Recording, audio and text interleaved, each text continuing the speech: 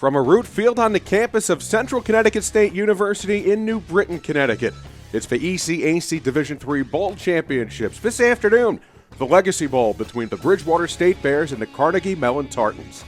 Seth Cantor joined by my broadcast partner Emory Hunt. At Emory, first meeting between the schools, but very intriguing, two high-powered offenses. And so we should expect a lot of points being scored in this ball game, something that we haven't had so far throughout the week of these bowl championships.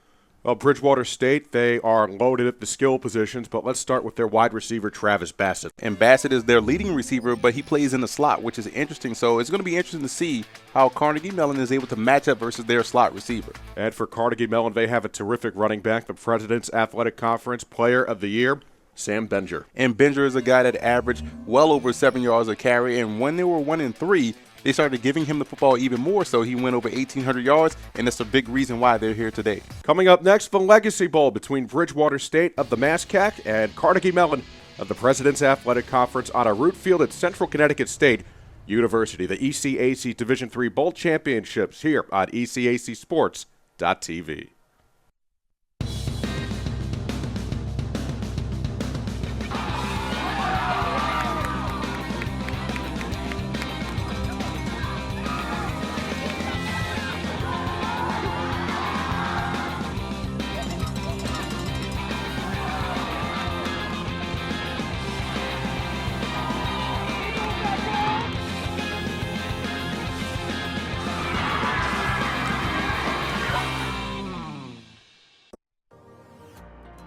My name is Kevin Costa, and I am studying history at Bridgewater State University. I see the men and women before me who have made such a difference. Teaching in one-room schoolhouses out west, doing social work in Japan. My name is Corey Ahonen, and I joined the Air Force in January of 2008. The servicemen and women that came before me have paved the way. I was very excited to see that 2 BSU alumni were selected as Medal of Honor recipients during the Civil War, and that another alum was the commanding officer of one of the first Black Corps in New Orleans. I want to be a lawyer because I really want to make a difference. I truly stepped outside of my comfort zone by studying abroad in Thailand, and the social justice projects in Arizona, really rejuvenating and eye-opening. There's a certain level of pride and responsibility that comes along with serving your country. These are some of the core values that I see throughout BSU. 175 years. Bridgewater State University.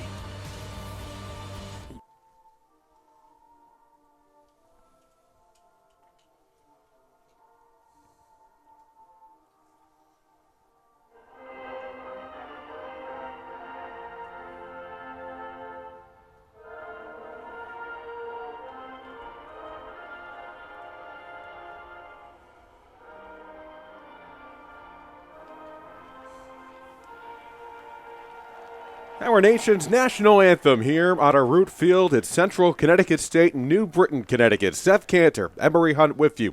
The ECAC Division III Football Bowl Championships, the final day, 2 more games remaining. And we start out with the Legacy Bowl between the Bridgewater State Bears at 7-3, 6-2 in the Massachusetts State Collegiate Athletic Conference, and the Carnegie Mellon Tartans at 7-3, 6-2. In the President's Athletic Conference. Once again, Emory, these two teams have never faced each other. On the face of it, well, it looks like we have 2 potent offenses. And both teams are really excited about this bowl game. At the team hotel last night, I spoke with Tim Almack, whose son is Benjamin Almack, the reserve center for Carnegie Mellon, and they're excited about this game. Those guys are amped up in the hotel, getting ready to kick off versus Bridgewater State. This Carnegie Mellon team, they average 41 points per game. That's 3rd in their league, so it just goes to show you how deep the President's Athletic Conference is offensively. 487 yards of total offense per game, 3rd in their league. In fact, on 6 occasions this year, they've put up 500 or more yards of total offense. And you see the big number right there for Carnegie Mellon, 30 takeaways. This team was 1-3 to start the season, and they kicked it in gear pretty early. Defensively, they got better. The running game was outstanding, and they revved off 6 straight wins. Well, we're set to go here on a root field. Opening kickoff is taken by Carnegie Mellon. Breaking a return down the right sideline are the Tartans, and they'll start out right near midfield. Terrific return on the play by Vince DeMarchi. And we get our first look at the Carnegie Mellon offense. Yeah, awesome return right there, helping set up your offense in great field position to get this game going. Well, the Tartans, led by quarterback Andrew Herron. 2 receivers left, 1 right. We'll give you their starters in just a moment. We'll also tell you about the keys to the game. Herron in the pocket, dumps it over the middle, and the catch is made by Sam Benger, the running back, breaks one and deep into Bridgewater State territory, and he's into the end zone for a touchdown, but a flag came in back at the 47-yard line. That's a tough break right there. Benger's one of our key players to watch, but a holding penalty brings it back. Tough break to start the game. Takes away a huge gain, a touchdown by the Tartans. Brian Finn, the referee, calling a hold. Now we'll give you the Carnegie Mellon offense led by the quarterback Andrew Herron. Sam Benger, a terrific running back, nearly 2,000 yards this season, the President's Athletic Conference Player of the Year. He's joined in the receiving corps by John Prather and Graham Schilling. Max Reinertson, a wide receiver as well. Zach Cree, the tight end. On the line from left to right, Will French, W. Tyler Reed, Andrew Garibaldi, Ted Hollis, and Luke Neely. First down and 20 for the Tartans. Herron out of his shotgun. It's a rather deep shotgun. Oh, the touchdown called back on the holding penalty. Herron takes the snap, deep over the middle. Diving attempt. Let's see if it's ruled a catch. And it is. First down, Carnegie Mellon. John Prather with a terrific diving reception. You love the effort right there by Prather, reaching out or extending himself to grab that football. Excellent throw down the middle of the field by Herron. See right there on a replay, stepping into the pocket, firing over the middle of the field, and laying out for the pass is Prather, 6'1", 180 out of Olney, Maryland. Empty backfield. First down and 10 for the Tartans. Herron, quick slant, near sideline, off the hands of the intended wide receiver, Chris Herrera. 5'10" senior from Miami. Ball hung up. That's very, very dangerous. As we look at Andrew Herron, the 5'10", 190-pound senior from Tulsa. 1,902 yards this year, 24 touchdowns, only 8 interceptions this season. Doing a good job protecting the football. You see 55% completion percentage. The way they take shots deep down the field, that's a good number for him. Herron takes the snap on second down at 10, dumps it over the middle, and the catch is made by Prather. Once again, he's tackled at the 31-yard line. 7-yard gain on the play. A minute gone by. Opening quarter, Carnegie Mellon and Bridgewater State. A good opening drive right here for Carnegie Mellon. Just moving the football down the field, doing a great job picking apart this defense of Bridgewater State. Third down and 3. Carnegie Mellon on third downs this year, 45%, fourth in the President's Athletic Conference. Herron hands off to Sam Benger. Has a first down to the 24.5-yard line. Now Carnegie Mellon moving the football. And we'll take a look momentarily at the Carnegie Mellon keys to the game here in the Legacy Bowl. Yeah, if you're Carnegie Mellon in this ball game, number one, defensively, you want to make Bridgewater State beat you throwing the football. They want to run the football throughout this game, force them to beat you passing. And I would also look at the minimal mistakes. That's what cost them early on in the season, a 1-3 start. Eliminate the mistakes, they could have success. And the third down defense, being able to get off the field and allowing the Bears to really get out of their game plan could help the Tartans win this one. Rory Hubbard had the carry. Kyle Dance, the defensive back for Bridgewater State, made the stop. We'll give you the Bridgewater State defense. They run a 4-3. Emmanuel Omery and Marty Voris are the tackles, actually the defensive ends. Elvis Romero, Joe Francois, the tackles. A.J. Pascuzzo, Nick Salois, Logan Lamoureux are the linebackers. And the secondary, Ronnie Shepard, Cameron Williamson, David Console, and Kyle Dance. Here's a deep throw into the end zone, incomplete. Intended for Chris Herrera as he made a diving attempt. There's not much room back there. There's about a fence 5 yards behind the end zone. A very close call, but nonetheless, he's okay. So that brings up a flag on the play at the 21-yard line. Yeah, that fence doesn't give either. You know, that's a pretty hard surface to run into. But you love the aggressiveness going deep down the field for the touchdown. Unfortunately, didn't work out in their favor. Automatic first down. Penalty against Bridgewater State. The intended receiver there was actually Max Reinertson, senior from Minnesota. but you like the aggressiveness. Again, normally you see teams come in, want to dink and dunk their way down the field. Carnegie Mellon has thrown intermediate to deep, and that's impressive for a passing offense to start the game. Usually you want to get into a groove, but they are getting into a groove by going deep. Rory Hubbard, the tailback, gets the call right through the line. Pushes the pile forward, keeps the legs moving. He's tackled just outside the 5-yard line. Looks to be a gain of 6. You have to like the pace of the game right now for the Tartans. Doing a great job up front. The protection is solid. The passing game seems to be getting to a really good stride, a really good groove right now. Once they start adding the running game into the mix with Benger, it's going to be impressive to see. Zach Cree, the tight end. He's lined up on the far left side. 2nd down and 5 on the 6. Here's Benger. Gets the call. Tries to find room near the sideline, close to the goal line, but short. Nice gain by Benger running in traffic. He stopped just inside the 2. He's such a really good runner. You look at Benger, 5'8", 185, a sophomore, 7 yards a carry we talked about, and that's impressive. And, again, as a former running back, you like to see guys being able to make one miss, and he did just that on that play, nearly got him into the end zone. Marty Vuris with the tackle. Oh, it's a 3rd down and 1 from the 2. Carnegie Mellon can get a 1st down without scoring a touchdown. Heron with Benger right behind him. Here's the handoff. Benger dimes to the goal line. He's in. Touchdown, but a flag came in at the 1. Maybe an offside on Bridgewater State. It is offsides on the Bears. Penalty decline. Touchdown. 6-0. Carnegie Mellon with the lead. And that's the benefit of being 5'8", 185. They can't see you behind the offensive line. By the time they see you, it's too late. You see right here getting right behind his offensive lineman, being able to turn and bull his way into the end zone for 6. Great opening drive by Carnegie Mellon. Gabe Rennis set a single-season record at Carnegie Mellon. He had 50 extra points this year, 50 out of 53. That speaks to the success of this offense, too.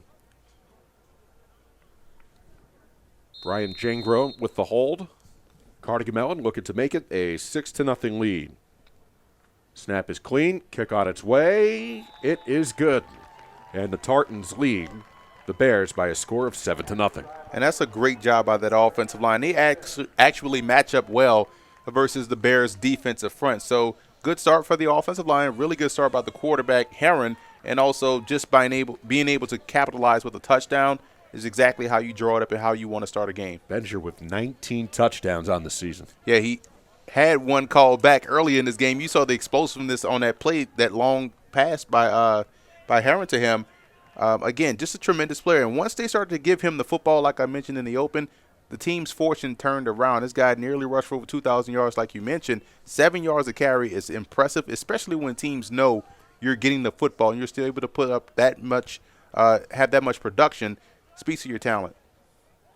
Mark Garrett and Carlton Williamson back to return for Bridgewater State as Gabe Rennet kicks off with 11:25 remaining in the opening quarter of the ECAC Legacy Bowl. First meeting between these teams. High end over end kick. It's fielded by Carlton Williamson.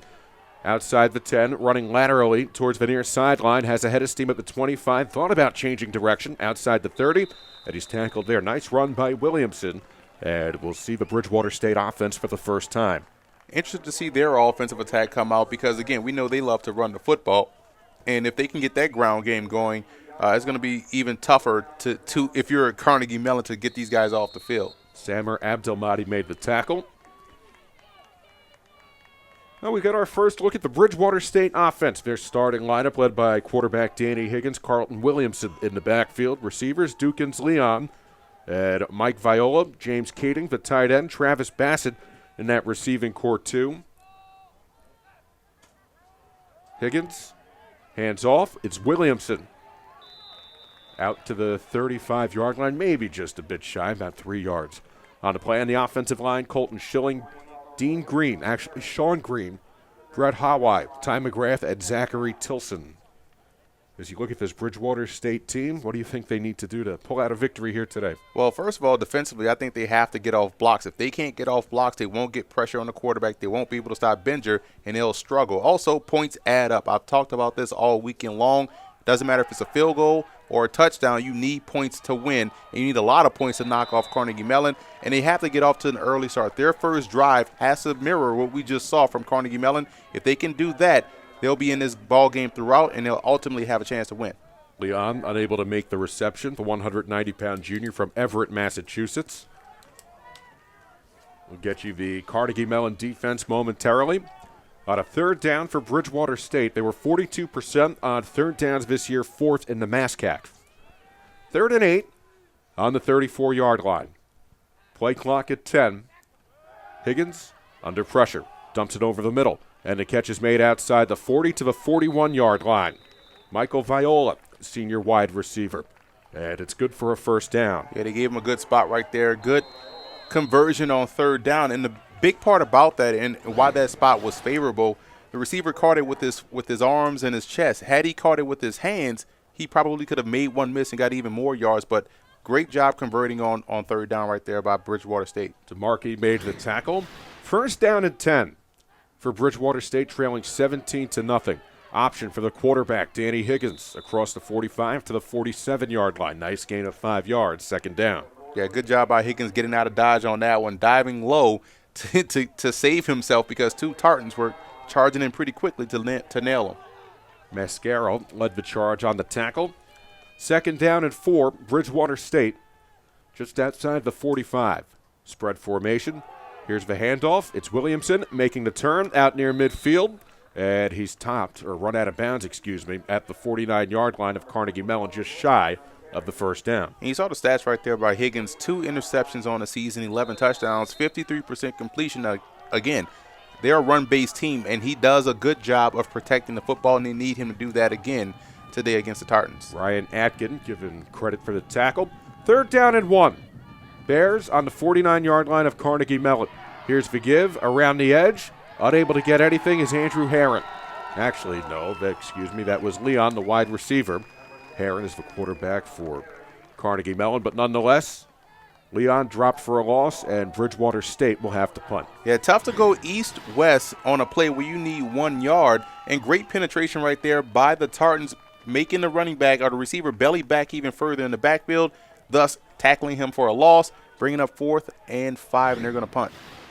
Nick Sededo will punt for Bridgewater State.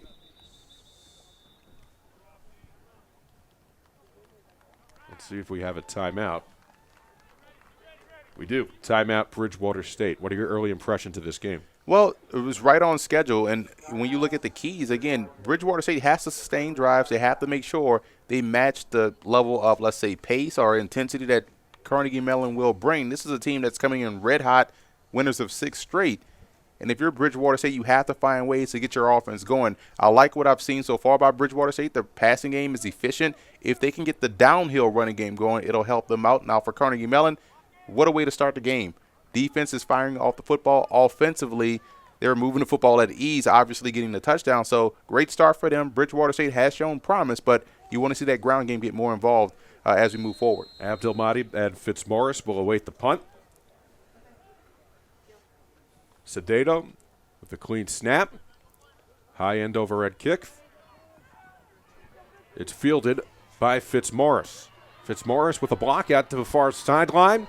Outside the 35-yard line near the 40. Carnegie Mellon gets good field position here. And once again, here's the thing if you're Bridgewater State. Defensively, you gave up a lot in the passing game. You sat back and watched a little bit. You played a little bit zone. Now you may want to press a little bit more on this series, try to force the Tartans to get that football out of their hands quickly and try to turn up the heat on Parsons and Herron, and allow him to get rid of that football without scanning the field and going deep down the field. If you're just joining us, Sam Bencher, a 2-yard touchdown run. The extra point was good. Carnegie Mellon, a 7-0 lead. 8.5 minutes remaining in the opening quarter. Herron with Bencher in the backfield. Play action. Herron swings it near side. Catch made by John Prather out near the 40-yard line. A 5-yard gain on first down. Yeah, 2 out of 3 things went well for Bridgewater State on that play. They did a great job in the secondary. They got pressure on Herron. The other part was they didn't quite get that stop in space. Still got 5 yards on first down. Great play for Carnegie Mellon. But if you're Bridgewater State, you have to make that tackle at the point of attack right there. Corners flying up. You got to make that stop right there. You can't allow him to gain any more yards. That's a plus yard. That's a positive play for the Tartans. A.J. Pascuzzo with the tackle. Herron airs it out deep. And the catch is made by John Prather, and he stumbles inside the 10-yard line. Well, that time, Herron going for the deep ball, and he connects with his man deep downfield, and Carnegie Mellon in striking distance. An opportunity to make this a two-score game. They'll say that Prather was down at the 10. Love the aggressiveness by Andrew Herron on this play, going deep down the field. What they're doing, they're running 3 verticals down the field. So what that does, it puts that safety in the bind. You have a 3-on-1 situation. Anyone he chooses is going to be wrong because Herron is smart enough to go to the right receiver. And a great start, not only for him, but John Prather making big plays in the passing game. Tackle was made by Cameron Williamson. First and goal from the 10 for Carnegie Mellon. Benger runs inside the 10-yard line down to the 7, a gain of 3. I like that by the Bears right there. They're not going to let Benger beat them by himself. They're going to make him work for each yard he gains, and great team defense will help you out versus the run, and you saw that on that play by the Bears. Elvis Romero the tackle. Benger now with 19 touchdowns on the year, averaging 7 yards per carry, just close to it at 6.8. The President's Athletic Conference Offensive Player of the Year. He can catch the ball out of the backfield, too. Second down and goal from the 7. Herron throws, or at least he's going to try to throw, but he's sacked. Back at the 15-yard line. Yeah, great job by Bridgewater State. And what you're seeing here, when you have a vertical passing game like you've seen so far by Carnegie Mellon, as you get closer to the end zone, the field starts to shrink, and now your short passing game will have to start taking effect. It's making it tough for Herron to find an open guy and allow the pressure of Bridgewater State to get back there and put him on the ground. It's third and goal from the 14-yard line. Empty backfield, 5 receivers. Play clock approaching 10. Carnegie Mellon, a 7-0 lead. Herron scrambles, now throws towards the end zone. Intercepted, picked off by Bridgewater State. Kyle Dance with the pick. And he's run out of bounds, so a turnover for Carnegie Mellon. And Bridgewater State gets the ball back. Yeah, terrible decision right there by Andrew Herron. Throwing back across your body over the middle of the field, that's a recipe for disaster. You saw that coming a mile away, and an excellent job making the interception by Kyle Dance, picking the football off in the end zone. This is a crucial stop by Bridgewater State. As you saw what happened, they played man defense.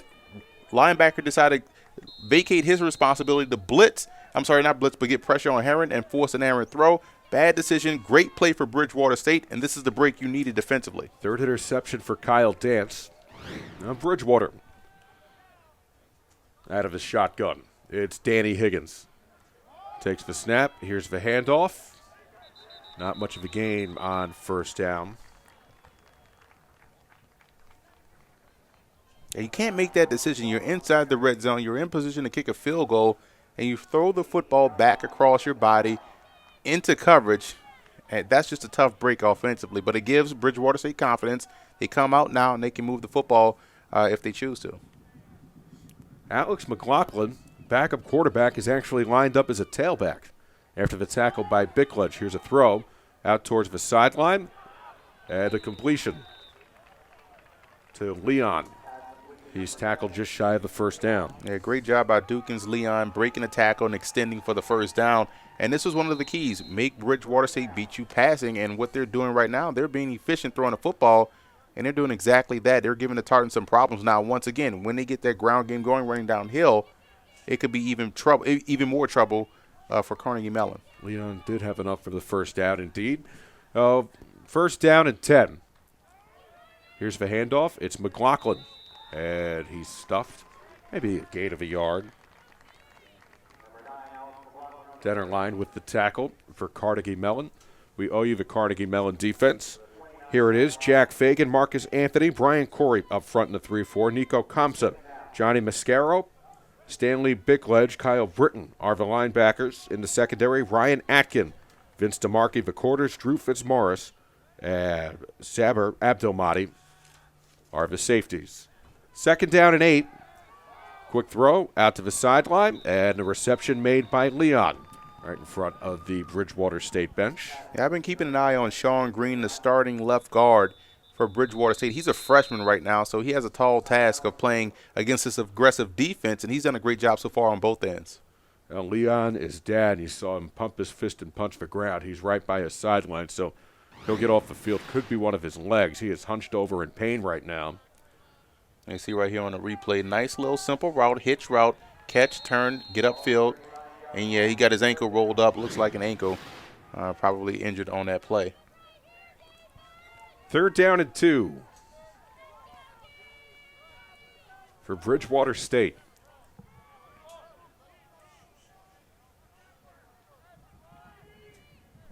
Carnegie Mellon, a 7-0 lead.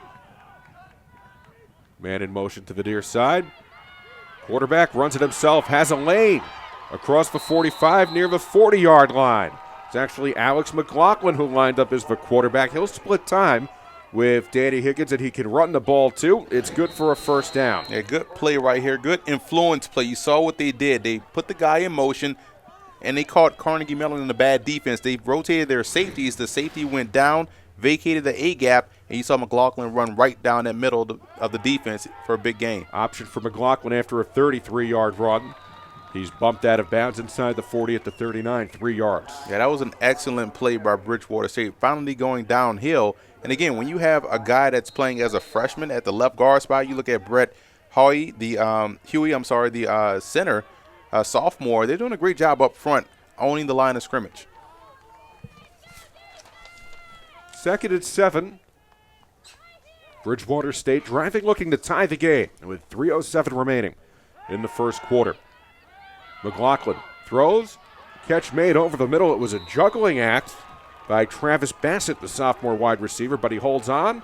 He's down at the 25-yard line, a 14-yard gain. Yeah, he don't drop many passes, and that's a big piece of their offense. He was our player to watch in this game. Simple 2-man route, deep post, incoming in route on the opposite side. Great route combination and great job completing the passes, just moving the sticks. 1st down and 10. Bridgewater at the Carnegie Mellon 25-yard line.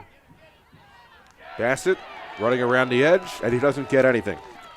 Yeah, I don't think they're going to have a lot of success running east-west against this Tartans defense. They're doing a great job not being outflanked defensively, so you have to credit those outside linebackers, those defensive ends, making sure they take that outside shoulder away and sealing the edge and allowing the inside guys to shoot the gaps and make the play. Stanley Bickletch, inside linebacker, makes the play.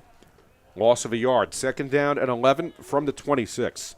Williamson in at tailback. McLaughlin still in the game as the quarterback. Takes the snap, looking right, forced out of the pocket, dumps it off out near the sideline, and the catch is made. Inside the 20-yard line. It goes to Travis Bassett once again. Yeah, in some states they may call that first-degree assault. He pushed the cornerback down completely, but the referee didn't call the pass interference on the offensive side. But great job getting the reception in the non-call on pass interference by Bassett. 3rd and 2 from the 18. Bridgewater State trying to tie the game on this drive. McLaughlin takes a low snap, has a lane, takes it himself. And he's hit inside the 15. Taken down at the 14-yard line. Gain of 4 makes it a 1st down. And what you're seeing right now that we didn't see from Higgins is that McLaughlin is running the football effectively. And what's happened is that they've went east and west with their run game to where now when he fakes that and is going downhill, there's a lot of room to run. 1st down and 10 from the 14-yard line. McLaughlin takes. Handoff Williamson, blown up in the backfield. Loss of a yard, stopped at the 15. Great job up front. Again, Carnegie Mellon is doing a solid job getting off blocks. I've been very impressed with their defensive line in that capacity. Alex Danis with the tackle. We approach the 1-minute mark here in the 1st quarter. Nice drive by Bridgewater State. We saw Danny Higgins to start the game at quarterback, but now it's Alex McLaughlin. 2nd down and 11 from the 15. And now Higgins is back in at quarterback. Interchangeable quarterbacks on the same drive. Here's a floater. Right corner of the end zone. Let's see, is it caught? No, incomplete. Michael Viola, the tight end, couldn't hang on. Yeah, excellent job right there by Ryan Atkin, a 5'11", 185-pound senior from Alexandria, Virginia, getting inside of that receiver's. Look at this, great position right here, right off the snap, turning and finding the football and making a play on it. That's a heck of a job. That's how you coach it up. Textbook defensive play right there by Atkin. 36 seconds remaining in the 1st quarter. Higgins in at quarterback. Williamson the tailback, 4 receivers. Play clock approaching 10. Higgins trying to help his team tie this game. Play clock at 4 now. 3, 2. Here's a floater. Corner of the end zone. This time it is caught for a touchdown. Same exact play. Mike Viola with the reception. And Bridgewater State trails 7-6. And great job by Viola just going up and out, physicaling the guy for the ball, if that's even a word. But great job right there by Viola. Again, he's 6'2", 195. And we just talked about Aiken on the last play doing a great job playing with great position and technique. But sometimes a great play is nullified by a greater play. And what you saw there was a greater play by Viola. Jacob Junker to attempt the extra point. Rather low, but the kick is good. And we are tied at 7 with 30 seconds remaining into the opening quarter. Dream Seat, the official branded furniture partner and seating solutions. The official stadium seating partner. The ECAC can help you add new branding and revenue-generating opportunities to your athletic facilities with their patented interchangeable logo furniture and bleach air stadium seats that provide new comfort and professionalism. For more information, please reach out to the national representative for the ECAC, Matt Sobel, at 631-656-1066, extension 27, or by email at msobel, that's MSOBEL, at dreamseat.com. What impressed you most about that Bridgewater State drive? Well, the fact that they were efficient throwing the football, and that's the one thing I wanted to see coming in. How well can they throw the football versus this Tartan secondary? And I'm pretty sure on that play, the previous play, Michael Viola went back to the huddle and said, hey, man, give me another opportunity. I think I can get him on this going above the rim. Just throw it up there. Let me go grab this football. And he did just that, going right back to him, and he brought it down for a touchdown. Herrera and Mascaro set to return after Bridgewater State ties the game at 7. Liam Murphy with the kickoff. It's fielded by Herrera at the 11-yard line, ahead of steam. Bursting like a bulldozer across midfield. Herrera's going to break one. He's at the 30, at the 20. Heading down the sideline. Nobody to beat. Touchdown. Right, he hit that thing full speed, and it was gone. That's an outstanding return right there by Herrera, the 5'10", 180-pound senior from Miami. So, again, Southern speed is in play right now. Great run, great answer, and puts Bridgewater State back on the field, and they find themselves down once again to the Tartans. Chris Herrera taking it to the house, and Carnegie Mellon answers right back. They lead 13-7. Yeah, they wasn't catching him.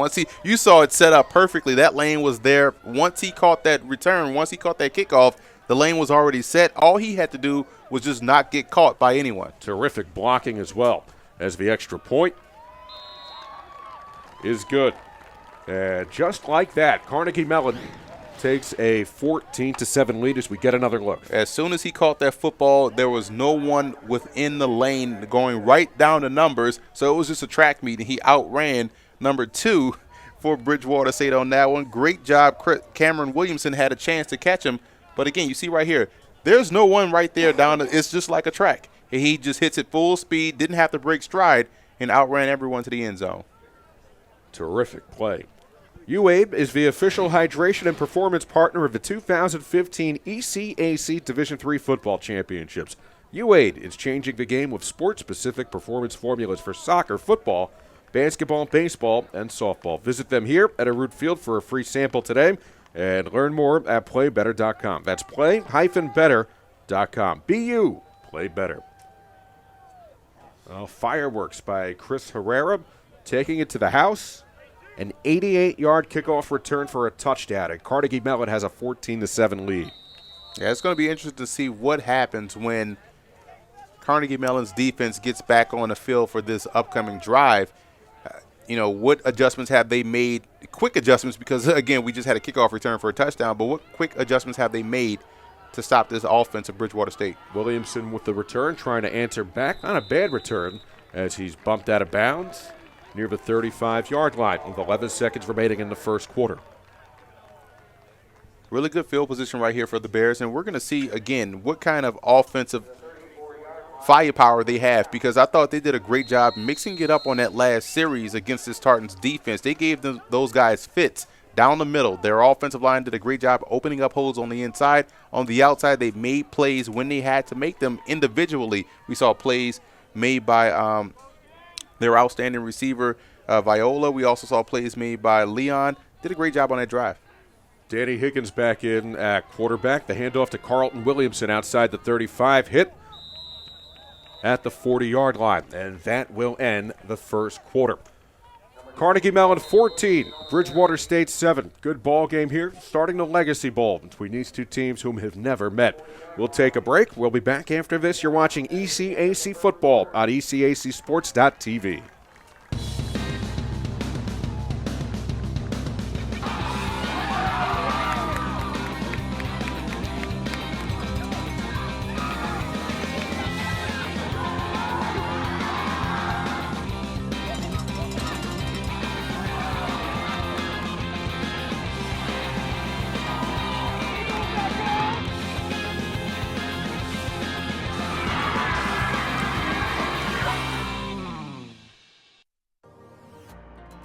My name is Kevin Costa, and I am studying history at Bridgewater State University. I see the men and women before me who have made such a difference. Teaching in one-room schoolhouses out west, doing social work in Japan. My name's Corey Ahonen, and I joined the Air Force in January of 2008. The servicemen and women that came before me have paved the way. I was very excited to see that 2 BSU alumni were selected as Medal of Honor recipients during the Civil War, and that another alum was the commanding officer of one of the first Black Corps in New Orleans. Quarter.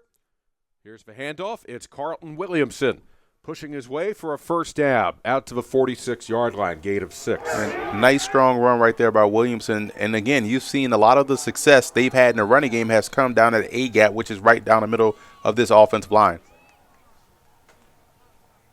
Wolf with the tackle. Flag flies. Higgins running. Dives at the 45-yard line. That'll be the initial call that I see. And the near side official is a false start on Bridgewater State, and it's a 5-yard penalty. Backed up offense already for Bridgewater State. Not what you want to have trying to respond to a kickoff return for a touchdown. In terms of penalties this year, Bridgewater State and penalized frequently 70 yards per game. Carnegie Mellon just 47 yards per game.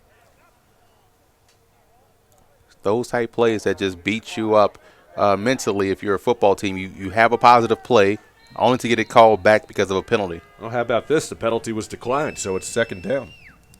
I just learned something today. I didn't know you can decline a false start. Maybe it was a legal formation, and he declined it. But, yeah, that's interesting right there. I guess getting them in second and long helps.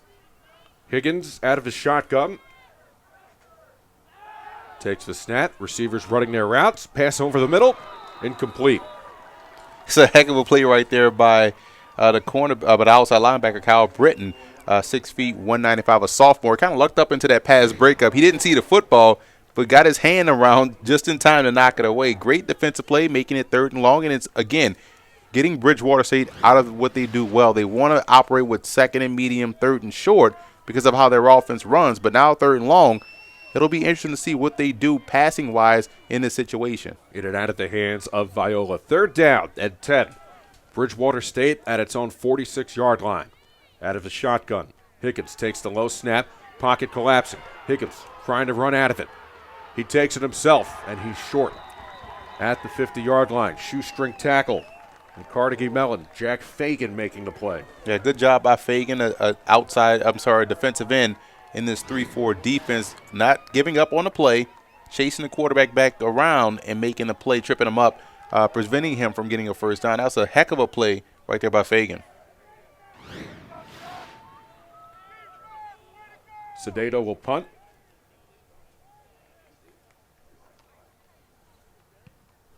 High spiraling kick. That's going to bounce right near the goal line, bouncing laterally near the goal line, but I think it snuck into the end zone. It did. And a touchback, so Carnegie Mellon starts on their own 20. An excellent defensive drive right there by Carnegie Mellon, coming out and getting off the field on third downs. That was huge because, again, Bridgewater State is an offense that wants to try to shrink this ball game with their slow-paced passing game and the way they run the football. And Carnegie Mellon, with the way they play with pace and tempo, they need all the possessions they can get to try to maximize what they want to do with the ball. So great job defensively by the Tartans. We'll recap the scoring for you momentarily, but Carnegie Mellon has a 14-7 lead in the Legacy Bowl. Opening moments here in the second quarter. Carnegie Mellon at 7-3 during the regular season, likewise for Bridgewater State. Heron, the senior, gives it to Benger. Has a lane out near the sideline. Benger rolling, and he's knocked out of bounds. Just about the 40-yard line, a 20-yard run for Sam Benger, the sophomore from Hingham, Massachusetts. Yeah, nicely put, knocked out of bounds. He got obliterated out of bounds on that play, but great job by Benger. You see right here, he just operates at a different speed. He's a tremendous player. Look at the speed just getting out to the outside, and once you're running that fast, any slight movement will knock you over. You saw right there on that play. David Console with the tackle. First down. Heron throws. Bullet out to the sideline. Incomplete. Intended for his wide receiver, Reinertson. It's just a bit outside on that one. Receiver ran a great route. Nice little comeback route. Heron threw with everything he had in his power. Just couldn't get the accuracy down pat on that one.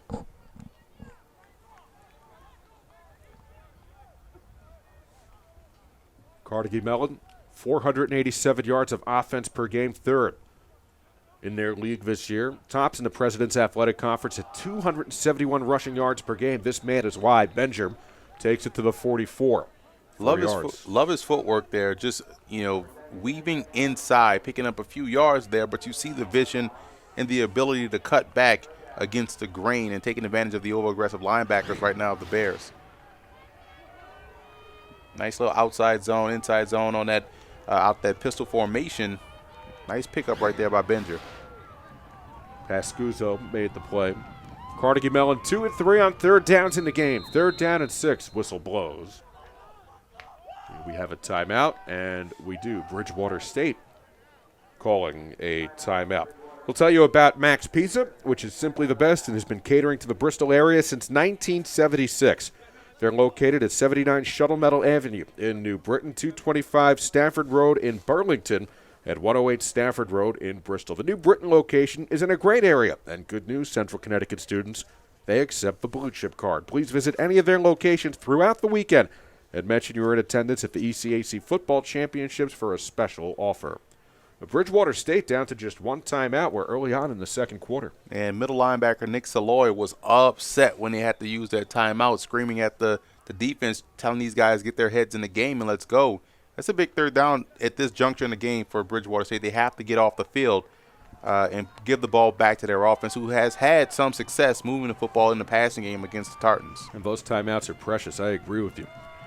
Empty backfield. Heron, who threw for 1,912 yards during the regular season, out of the shotgun. 3rd and 6 from the 44-yard line. Carnegie Mellon with the ball in the lead.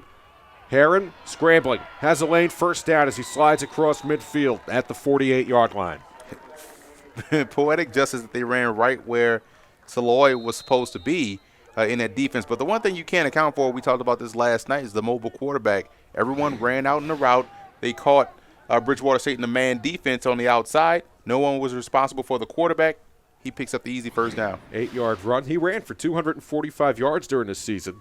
Had 4 rushing touchdowns, too. First down and 10, Carnegie Mellon. Benger was bumped at the line, tried to take it outside, had nothing there. Dropped at the 50, a 2-yard loss. Yeah, great job right there by the backer, chasing that run down and making the play in the backfield. That was the defensive lineman, Mark Voorhees, getting off a block, which is something that they had to do coming into this ball game and making a play in the backfield for a loss. Voorhees with the tackle, 2nd and 12 from midfield as Carnegie Mellon has a 14-7 lead. Sam Benger, a 2-yard touchdown run early in the first quarter.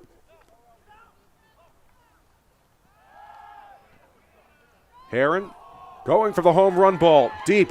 Hits his man in stride. Touchdown.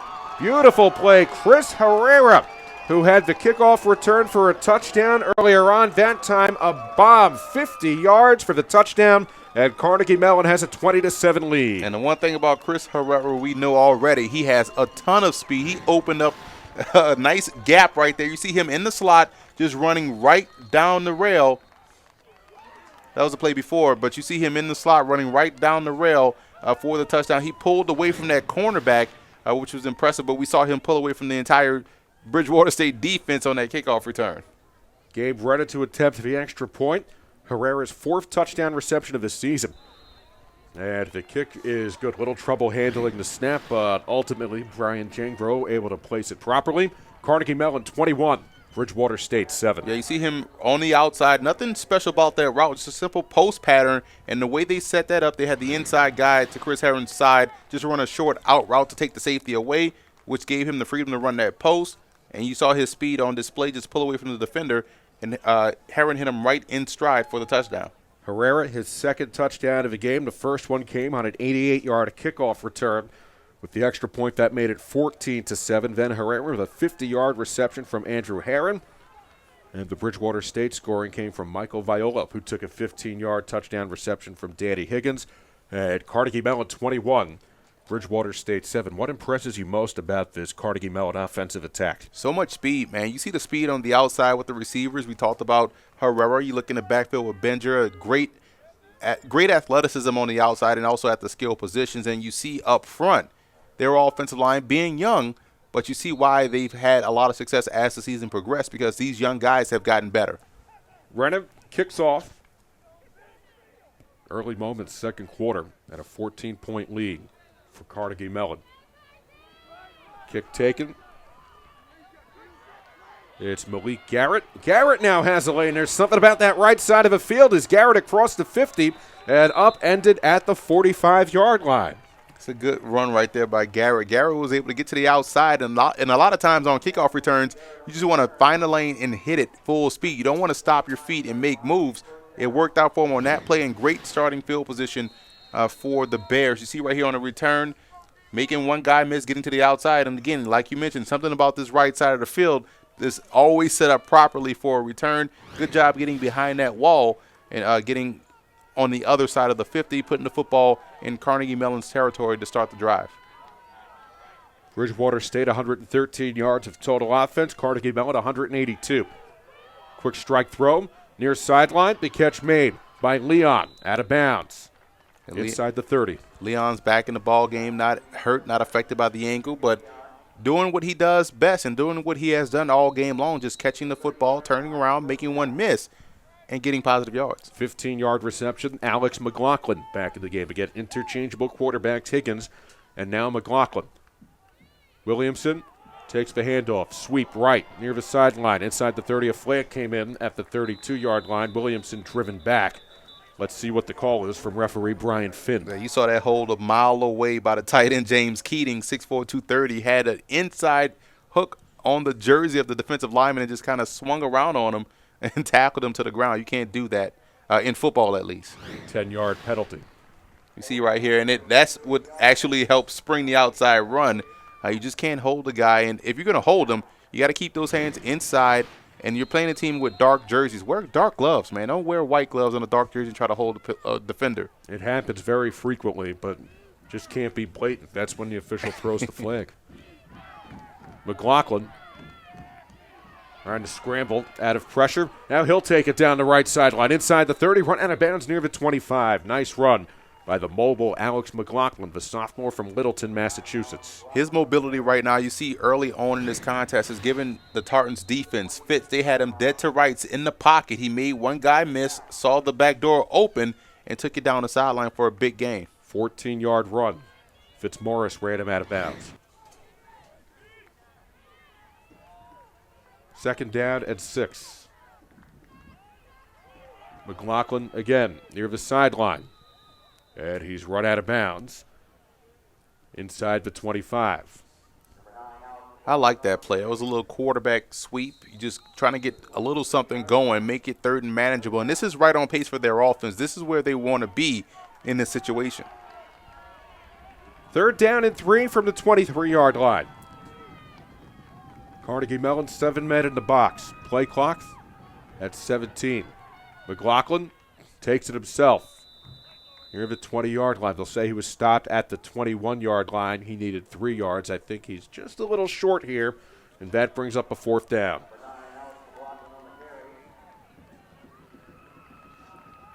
Bringing in their jumbo package right here. They're going for it. And when you have a mobile quarterback that's used to running the football and comfortable running the football, this is not a bad play for your offense. It's within Liam Murphy's field goal range, but at the same time, it's a fourth down. It's short.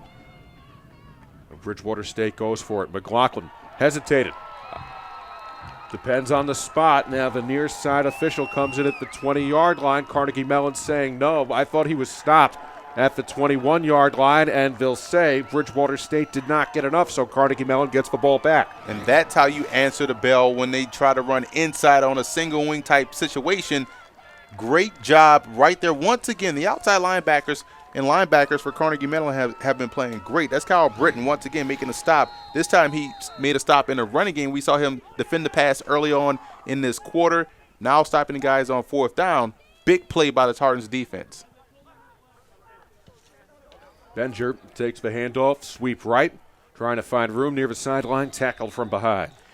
It's tough to get the speed going to the outside because what you do when you do that, you take away their speed. You know, you neutralize their speed because now as a defense you have angles to cut them off. But you want that speed to go downhill because that will get up on those linebackers quickly. And as a running back, you can make that move and then take off to the races. Console the tackle. 9:05 remaining. Second quarter, Carnegie Mellon with the ball at a 21-7 lead. Benger goes to the left side of the line this time. And he's tackled at the 24, 3-yard gain. And they've done a good job so far minimizing the big play on the ground. We saw one big run so far by Benger when he went down the left sideline. But so far, they've done a solid job in containing him. You don't want to give up the big play to this offense. You want to make them work for everything they've gotten. And I think so far they've done a great job defensively, schematically, in minimizing Benger's effect. Tartans 3 of 4 on third downs. Heron out of a shotgun on a 3rd and 6 from the 24. Tartans need to reach for 30. Heron under duress throws, tipped, intercepted by Bridgewater State. Coming up with the ball, David Console, the safety, off of the deflection, and now Bridgewater State gets the ball back with solid field position. Johnny on the spot right there by Console, and if you're Heron in this game, on this play, at some point you just have to take what the defense is giving you. He wanted the big shot. There was a guy right in front of him that was open. Number 87, the receiver, was sitting right there waiting for the football. That was Schilling, the 6'3", 185-pound senior, but he wanted the bigger shot down the field. Ended up being an incomplete pass, and Johnny on the spot right there by Console coming up with the interception. First down at 10 for the Bears. They trailed 21-7 with 8:21 remaining here in the first half. Williamson takes it outside, leaps over a tackler at the 30. Nice gain by Williamson as he's dropped just outside the 25-yard line. Now, if you're Bridgewater State, you got a turnover, a gift turnover on your side of the 50-yard line. You're inside the 30 right now. You're down 14. You have to put points on the board. You have to get a touchdown, I think, in order to keep pace in this game. Fitzmaurice with the tackle. Second down at 3. McLaughlin under center. Takes a low snap. Sweep around the near side of the line. Inside the 25 to the 22-yard line for Bridgewater State was Travis Bassett. And good job by Bassett, their slot receiver, doing a solid job running the football today.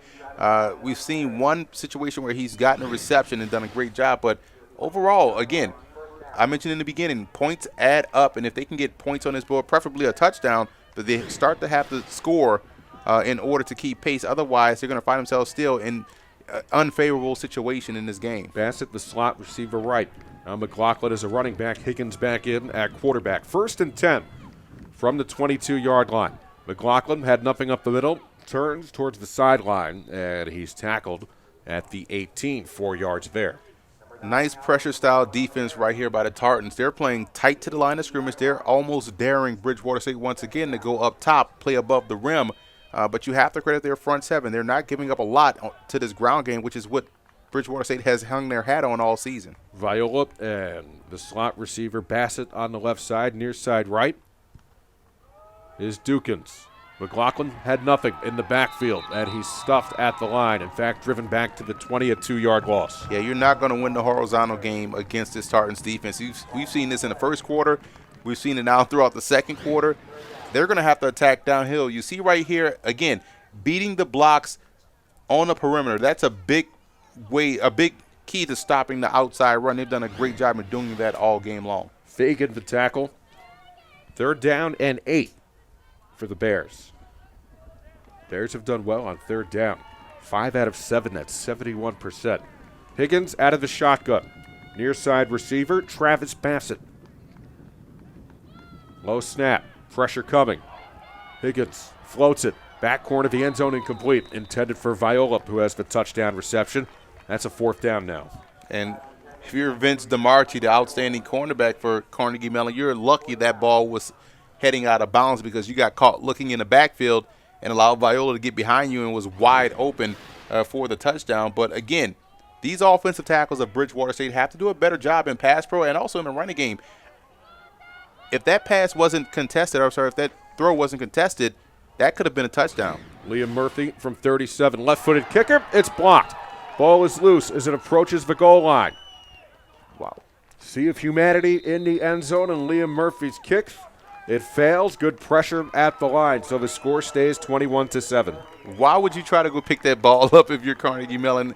Anything that could happen could end up being a touchdown in that situation, but the positive side of the play, they got the block. They got exactly what they needed, another stop. And if you're Bridgewater State, you have to find ways to get points on the board. You've now had an interception in the red zone. You've also had a block kick. You had a turnover in the red zone and also now a block kick. Things have to happen for you positively if you want to win this game. I agree. That's a dangerous play. Let's say Carnegie Mellon loses the ball there. Bridgewater State gets it. It's a touchdown. It's a touchdown. That's the Leon Lett play. You don't touch the football on the block field goal. Handoff. Outside the 20-yard line is Benger. Yeah, unless that ball travels backwards when you block it, then you go pick it up. But if it goes forward, don't touch it. Get away from it. You've done your job already by blocking it. 5:31 remaining in the second quarter. Carnegie Mellon 21, Bridgewater State 7. Chris Herrera, the star of the show for the Tartans. An 88-yard kickoff return for a touchdown and a 50-yard reception. Here's Benger with plenty of room to run. He approaches the 45 out near midfield. It's a foot race. Down near the 30-yard line, tackled from behind near the 25. Boy, he can run. And Benger with a big gain. If you're a high school running back right now, this is what you want to see. You watched what he did on this play. He took the handoff, got right behind the offensive lineman, and stayed patient with the play. You see right here, nice little power play coming to the outside, nice little counter, stayed behind the offensive lineman, cleared the lane, and he had nothing but room to run for a big gain. That's an excellent job by Benger following his blockers, staying committed to the play, and it ended up being a huge gain for the Tartans. First down and 10 for Carnegie Mellon. They can make this a 3-score game. 3 receivers lined up right. Here's the snap. The handoff, not to Benger this time. It goes to Rory Hubbard. Backup running back, and he doesn't get anything. In fact, he loses a few. Fridjo with a nice tackle coming from the backside, and that's what you want to see, how guys respond. How do you respond when you're punched in the mouth defensively? And they did a great job right there tackling for a loss, making it 2nd and long for Carnegie Mellon.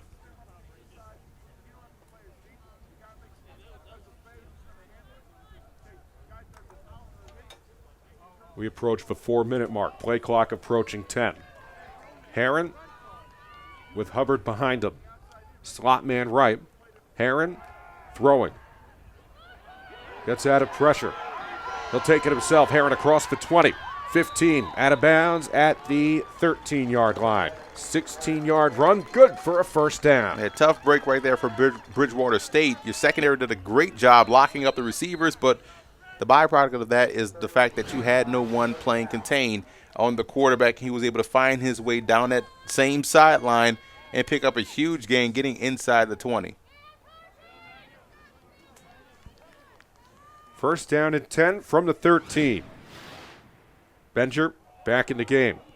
Sneaks through the line, pushing forward.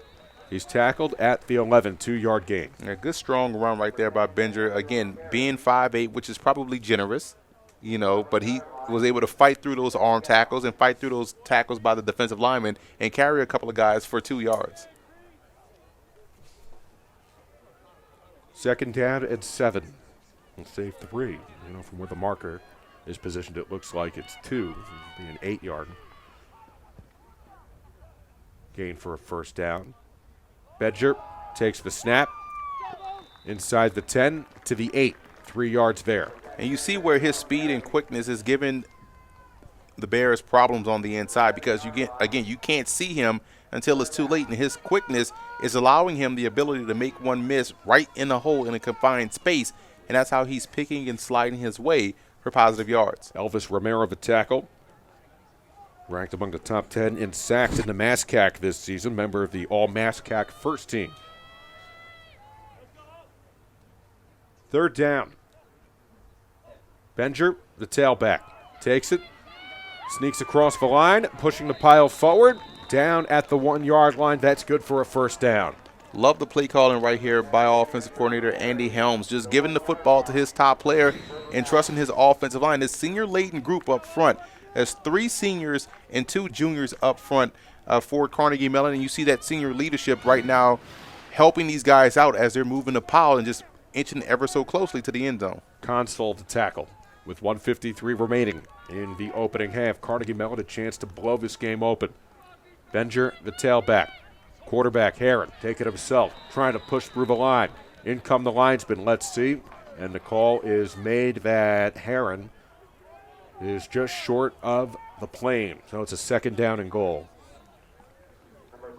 Just giving that offensive line credit, and they didn't get enough push on that one to get him into the end zone. But credit the Bears defensive front, creating a wall right there. Who's that guy? Number 97, I believe, was the one that was in on that play. Second down and goal from the 1 yard line. Benger the tailback, receiver out to each side. Heron under center. We approach the 1 minute mark. Carnegie Mellon looking to extend this game. And they're stopped short again, unable to cross. This is what you'd like to see from a defensive line. You take it as a personal challenge. When the team tries to run downhill on the goal line, they won't be denied. They won't allow this guy to get this touchdown. And you see right here, defensive front creating a wall and stopping Benger. That's a heck of a job once again by Andrew Frigeau. Heron from the shotgun. Third and goal from the 1. Here's Benger, runs right through, touchdown. They get it that time, and Carnegie Mellon has a 26-7 lead. Well, challenge accepted by Sam Benger. Did a great job just exploding right up the middle of the field, getting into the end zone. 27-7, with 34 seconds remaining here in the first half. Just a blur of black and red just flying right through the end zone. Benger is having a heck of a game so far, just running tough inside. And we got the fans doing the cabbage patch right here in front of us. Gabe Rennett for the extra point with 34 seconds left. Movement at the line. Whistle blows. Play waved off, even though the kick went through by a mile. No offsides on the defense. Well, they'll move the ball half the distance, which isn't much, but do it again. You're sitting right in front of the football and you still jump off sides. I've never understood that. Rennett drives it right through. 28-7, Carnegie Mellon with the lead. They've played a crisp game so far at Carnegie Mellon. I've been impressed with how well they've done offensively. They've already had a big play in the special teams department. You also look at their defense, getting off the field on third down, forcing turnovers inside the red zone. Solid game all around by the Tartans. Bridgewater State will get the ball to start the second half. They won the toss but deferred. Corvius Campus Living is proud to be a premier partner of the ECAC. Corvius Campus Living strives to provide universities across the country with superior campus solutions and providing ECAC member schools with the opportunity to build a dynamic campus environment that all students, fans, and alumni can be proud of. Seth Cantor, Emory Hunt with you, our PAC Network crew, led by our producer Alec Palmer, on a marathon weekend of ECAC Division III football. One more game coming up, Fitchburg State and Alfred following this one. Right now, it's all Carnegie Mellon in this game, 28-7. Redham kicks off. Carlton Williamson and Malik Garrett back to return. Garrett nearly broke one before. They'll send it Garrett's way on the far side. Catches it cleanly. Garrett running laterally. Tries to get out to the right side, and he gets no further than the 26-yard line. Gang tackle, physical play by the special teams unit for Carnegie Mellon. Yeah, that play had a chance to go if Cameron Williamson, the free safety, was able to pick up a block. He didn't block anyone on that play, but you like what Malik Garrett brings to the table. He's a sophomore running back at 5'11", 210. Good size, good footwork. You're going to see right here on a replay, he was waiting for Williamson to pick up a block. He didn't and ended up getting swarmed by a host of Tartans. Jelani Parrish with the tackle. Only one timeout left for Bridgewater State. They come out in the shotgun here. They have to be very careful. They don't want to throw a pick in this situation, especially as Carnegie Mellon has 3 timeouts left. Higgins takes the snap, dumps it over the middle. The catch is made. Leon runs out of bounds at the 37. This is a situation where Carnegie Mellon don't mind giving up some short stuff underneath. Yeah, good job, though, by Leon getting out of bounds so that way they can save their one timeout until needed. So good job, good situational awareness right there by the receiver. Well, they have a field goal kicker who can hit from about 40. 18 seconds left in the half. 1 timeout left for Bridgewater State. Down by 3 scores, so they don't want to just concede a possession here. Higgins takes off out near midfield, slides feet first. They'll say he was down at the 46-yard line, and that's shy of the first down. 7 seconds left to go in the first half. Now you want to use that timeout. You don't have enough time. 1 second left, and that will end the half. That's it. If you're Danny Higgins, you have to be aware of the clock right there. A, you have a timeout, or B, run up to the line and perhaps you spike the ball and take a deep shot. Yeah, mismanage of the time right there by Bridgewater State. They had an opportunity to get 2 plays in that situation. That's a tough way to end the half, but again, it's fitting to how this first half went for the Bears. They have to go and regroup, come out with a new game plan and a new attitude. The score at the half, Carnegie Mellon 28. Chris Herrera with 2 touchdowns in this game, one by way of the reception, a 50-yard bomb, and one by way of an 88-yard kickoff return for 6. Bridgewater State 7. We'll step aside. We'll come back in a little bit with the first half highlights and the statistics as well from a Root Field, the Legacy Bowl. The Carnegie Mellon Tartans with the lead. Back after this. You're watching ECAC football on ECACsports.tv. Welcome back to a Root Field here at the half. Carnegie Mellon 28, Bridgewater State 7. Seth Cantor, Emory Hunt, and our PAC Network crew on ECACsports.tv. As Carnegie Mellon turning it up offensively in the first half. Emory, and the star of the show was Sam Benger with 16 carries for 108 yards, and 2 touchdowns. There you see him right there getting his first touchdown of the game. Just coming off a very impressive half for Benger. Oh, Bridgewater State, they were able to score a touchdown. Here you see Higgins to Viola. That was their only score the first half. And after that, once again, it was all Carnegie Mellon, even though Bridgewater State was able to come up with a couple of picks. But right now, Chris Herrera, taking a look at his 88-yard kickoff return for a touchdown. He flew down that right sideline. Yeah, he had a heck of a first half. Had a kickoff return for a touchdown and a deep post for a touchdown. He outran the defender, created that separation, and we saw his speed on full display in the first half. Well, terrific blocking by the special teams unit for Carnegie Mellon as well here in this Legacy Bowl. Once again, you take a look at touchdown pass. No, the pick. That's the pick in the end zone. Nice play by the defender. It was Kyle Dance for Bridgewater State coming up with the pick. We continue to take a look at our first half highlights, and that was the 50-yard reception from Benger to Chris Herrera.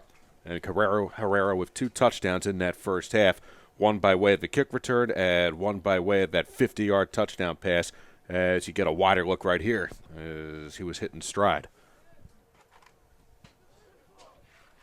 We get set to start the second half. Benger with the touchdown run from a few yards away. And once again, all Carnegie Mellon in that first half. Yeah, again, Sam Benger, 16 carries, 108 yards, 2 touchdowns.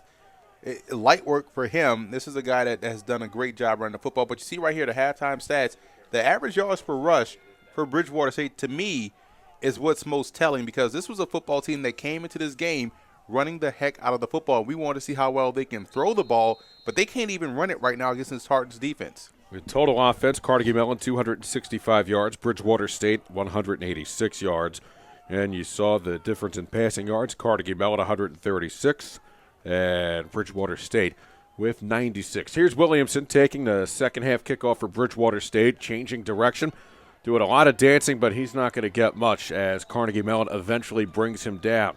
Just right around the 20-yard line. Yeah, you don't want to see that stopping and starting on a kickoff return. That's better suited for punt return where your job is to make that one guy miss. But on a kickoff return, you got to find the lane, hit it full speed, and he didn't do that right there, which is why he only got to the 20-yard line or to the 19-yard line. Well, we get our look at the Bridgewater State offense as they come out for the third quarter. In that first half, Danny Higgins and Alex McLaughlin split time. Higgins 5 of 9 for 49 yards and the Viola touchdown. McLaughlin 3 out of 3 for 47 yards. Alex McLaughlin, the leading rusher, 11 carries for 54 yards. As we start the second half. Nice run, Danny Higgins for Bridgewater State. He takes it out to the 32, a 13-yard run. And right out of the gate, a Bears first down. Well, good read right there by Higgins. He decided to keep the football and follow his tailback right in the hole as a lead blocker and picked up the first down. Higgins out of the shotgun. Backs to both sides.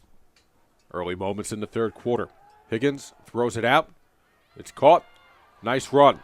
Taking off down the field for Bridgewater State. Travis Bassett. It's a foot race to the 10. 5. Touchdown. That's exactly how you come out the half and put a touchdown on the board. Nice little slip screen right there, getting the football in the hands of their outstanding receiver, their slot receiver. There was a flag on the play. Personal foul called. So on the defense. Touchdown will stand, but getting the football in the hands of your slot receiver quickly, your key playmaker, Bassett, doing a great job. You see right here, quick throw, get in between your blockers, and this is all Bassett right here, just foot speed, being able to outrun a defender on that play who had an opportunity to make the play. That was Aaron Watson, the junior safety, up to her junior corner, just broke that tackle and was able to get into the end zone. A 68-yard reception. The extra point coming for Junker.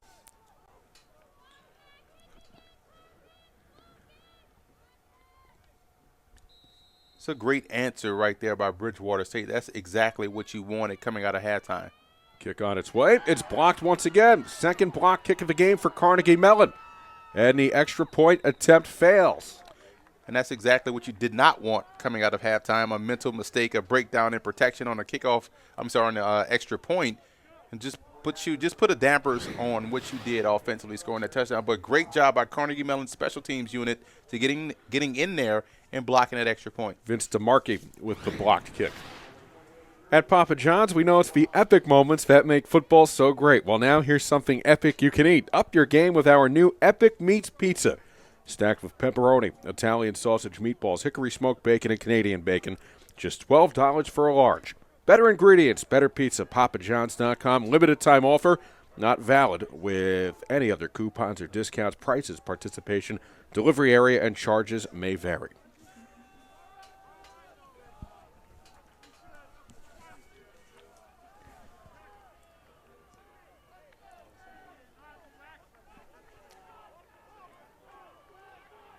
Now Mike Minjock and Tommy Mansfield back for Carnegie Mellon as the personal foul against the Tartans is assessed on the kickoff here, so Bridgewater State will kick off from the 50. And Carnegie Mellon now bring everybody but their two returners in the end zone up.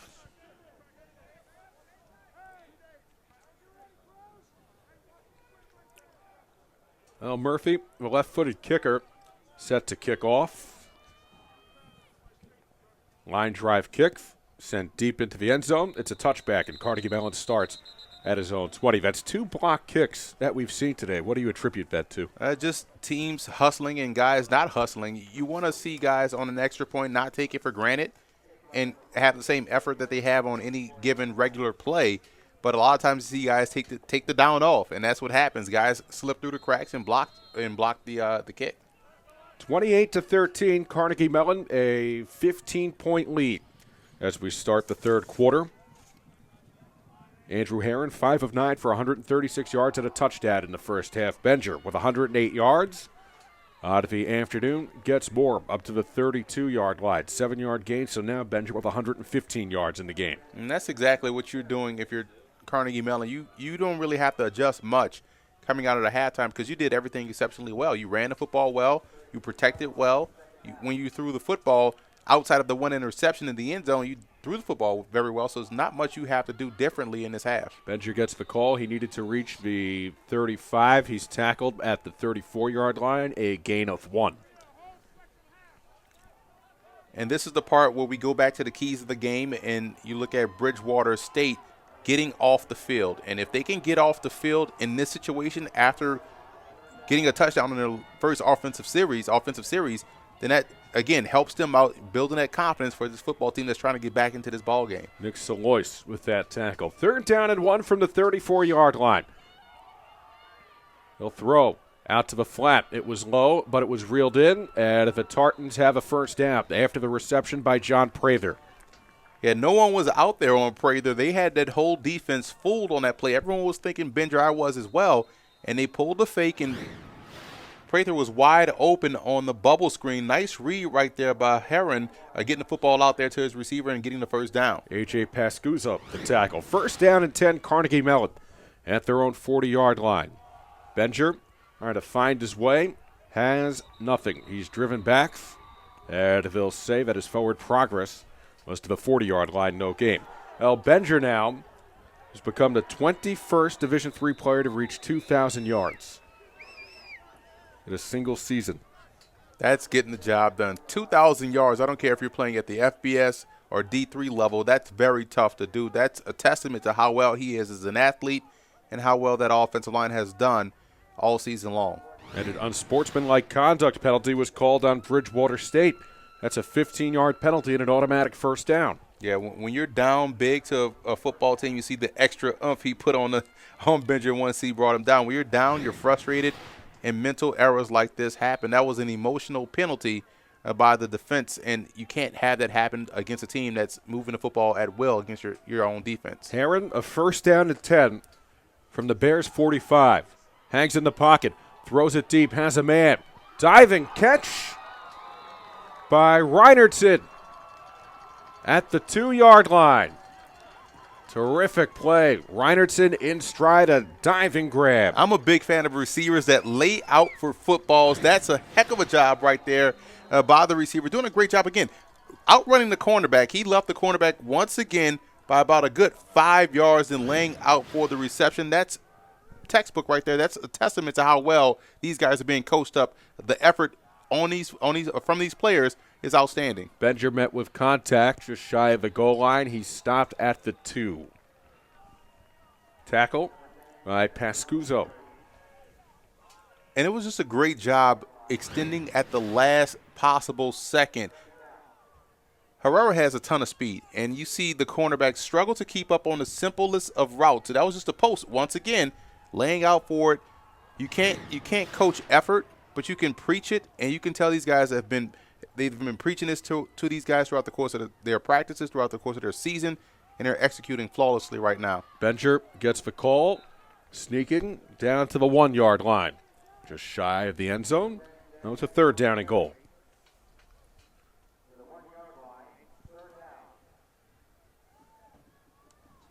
Andrew Friggle with the tackle. We've seen Carnegie Mellon have issues in short yardage situations with their offensive line. They got to get some push up front if they want to get this run punched in. Reinertson near side, Schilling far side. On a 3rd down and goal from the 1. Benger doesn't get it. He's short once again. He might have even lost a yard, so it's a 4th down and goal. Yeah, the best way to stop an inside run out of a spread set is get pressure from within. And you saw that instantly. They blew up the center and the guard, put these guys back in the backfield, and allow those linebackers to make the play. That was a great job defensively by the Bears. Elvis Romero, the tackle. Stopping the run is about attitude and want to, and you see the attitude right now by Bridgewater State. The want to is definitely there. Can they bring it once again on 4th down? 4th down and goal. Carnegie Mellon going for it with a 28-13 lead. Benger spins, reaches across, he's in, touchdown. I mean, the effort was there. They wanted to, but Benger wanted it more, breaking 2 tackles in a short area and getting in for the touchdown. Great job by Benger. Great individual effort. Again, you can't coach effort. That's all on the player. And they've done a great job so far with their effort. They're giving maximum effort right now for head coach Rick Lackner. Benger with his 3rd touchdown run of the game, his 21st of the season as he gets it across the plane. Yeah, you look at linebacker for Bridgewater State, the Mike Backer had him dead to right. Nicholas Saloy had him dead to rights in the hole, just missed the tackle. And, you know, he's a fiery guy. He's their fiery leader on that defense. But if you're going to be that guy, you have to make that play. That was a textbook one-on-one in the hole linebacker running back. and you miss that tackle, boom, you got to make that tackle. I know Benjer's a great player, but great job by Benjer spinning off that tackle attempt and getting in. But that's a defensive play that could have set the tone for Bridgewater State's comeback in this second half. That's a beautiful spin move. View Sport is an innovative fitness apparel line focused on the motivated athletes. Sports teams and others looking to get the most from their fitness and training efforts use View Sport as well.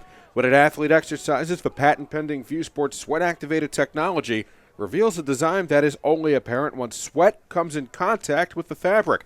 The harder the wearer works, the more visible the image. This shirt works if you do. Carnegie Mellon up 35-13 with 10-11 remaining in the third quarter. And you look at their offensive series, yes, they had the one unsportsmanlike penalty that gave them a 15 yards moving forward. But overall, Carnegie Mellon came out and did exactly what they did in the first half, just owned the line of scrimmage, made big plays in the passing game. Great effort by both Benjer and Herrera on that play. Nice throw, though, by Heron. I'm sorry. That's okay. 10 plays, 80 yards, 5 minutes and 17 seconds. Benjer with the run, and the flag comes in on the return at the 18-yard line.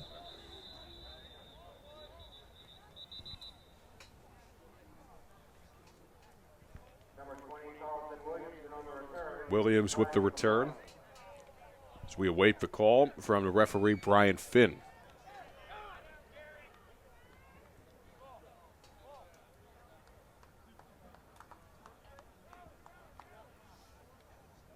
Sam Benjer with 3 touchdown runs today. Chris Herrera with 2 touchdowns on an 88-yard kickoff return and a 50-yard reception. And Carnegie Mellon has exploded for 35 points, and we still have 10:06 remaining in the third quarter. Oh, it's a hold on the return, so this backs Bridgewater State up. And what's interesting is that when you look at what they do well, Bridgewater State, they run the football. Now you're about to find out how well they can throw because, again, backed up offense, backed up situation, and you're behind on the scoreboard by 22, I'm sorry. They're going to need their passing game to come back. Danny Higgins back on the field out of the shotgun. Here's the snap.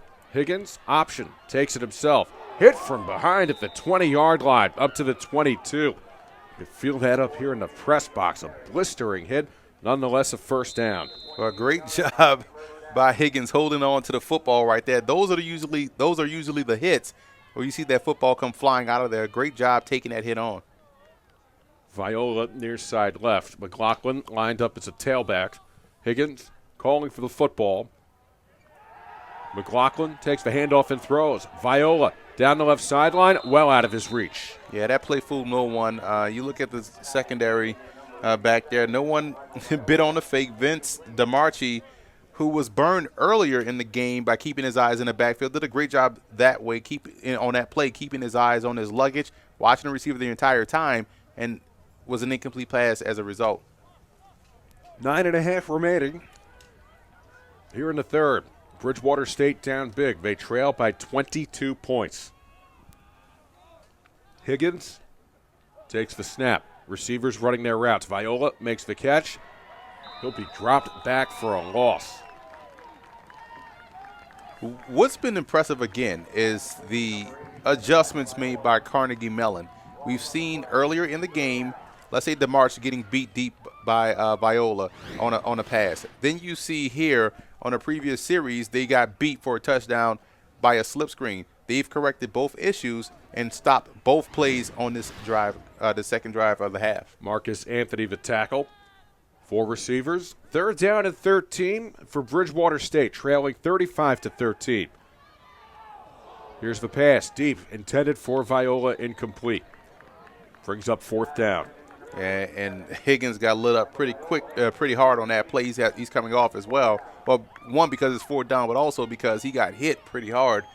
We'll see how he does on the next series if he's able to come back. But he's favoring that shoulder on the sideline. But good bit of toughness right there. Stepping into the throw, he got hammered by everyone in the black jersey, looked like. Still made it a nice throw deep down the field, but he took a hellacious hit. Aaron Watson with the coverage on that play. Low end over end kick.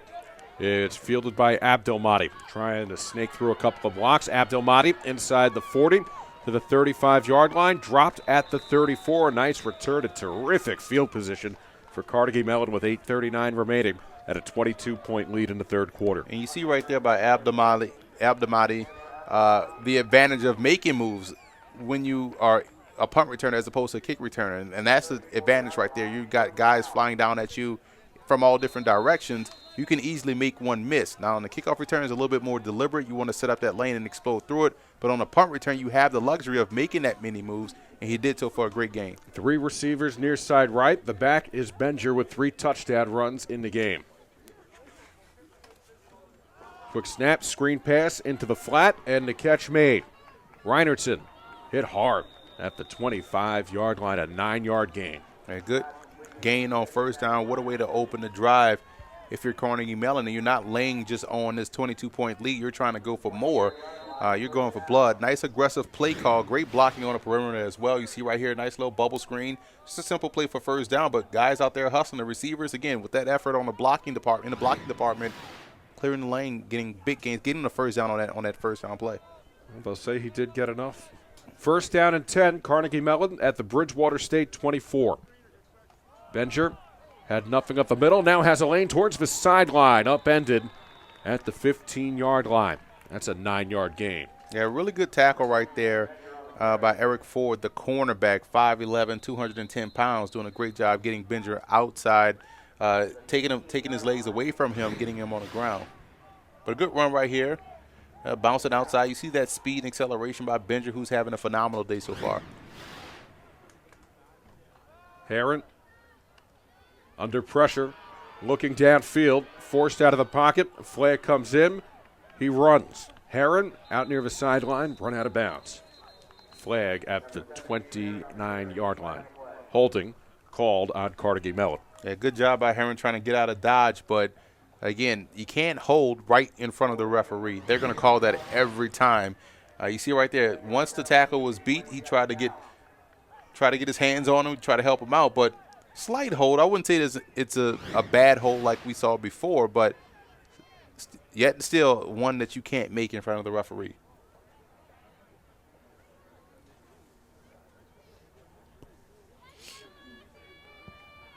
That penalty backs Carnegie Mellon up.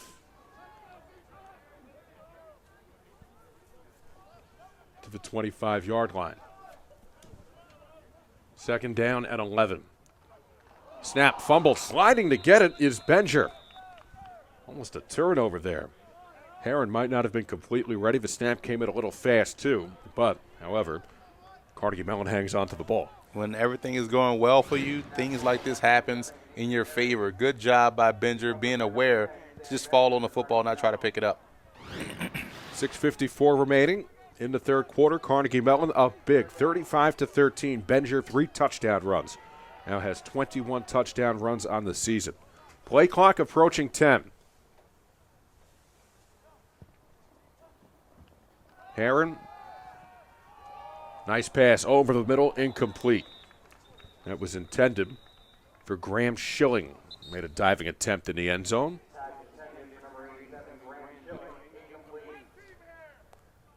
Another flag came in, this time at the 26. It's been a pretty clean game so far for the most part, but now, again, reached the part where we're starting to see a lot of flags. Personal foul called on Carnegie Mellon. Tartanton going the wrong way.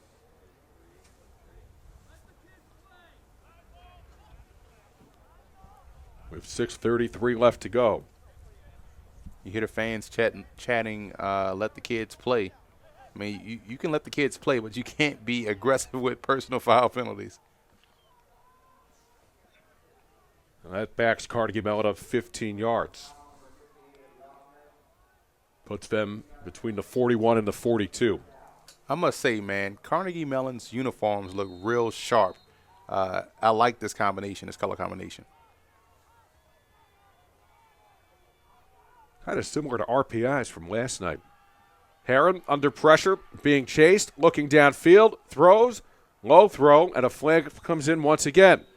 At the 25-yard line, the catch was made, by Herrera. Another flag, as mentioned. Let's see what this one is. They come in bunches, don't they? Right. Here's Brian Finn, ineligible man downfield on Carnegie Mellon. Penalty is declined, 4th down, and rightfully so. The punting unit trots on for Carnegie Mellon. Well, not one of the better drives by the Tartans, even though they do have a 35-13 lead. They'll punt the ball. Coach Lackner is working on a ref on the sideline, trying to figure out what's going on with that call. Tyler Coleman punts for the Tartans. Back to return for Bridgewater State, Travis Bassett. 6:24 remaining. Third quarter, Carnegie Mellon a big lead, 35-13. If you're just joining us, Sam Benger with 3 touchdown runs. Chris Herrera, an 88-yard kickoff return for a touchdown and a 50-yard touchdown reception. And ball will be down inside the 2. Nice punt as it takes a Carnegie Mellon bounce. Terrific directional punt by Tyler Coleman. And great play by Carnegie Mellon, downing it inside the 5-yard line, like you mentioned. Jonathan Dyer did a great job chasing that football down. Almost ran completely out of the end zone before he realized I got to catch the football, and turned around at the right moment and was able to down it.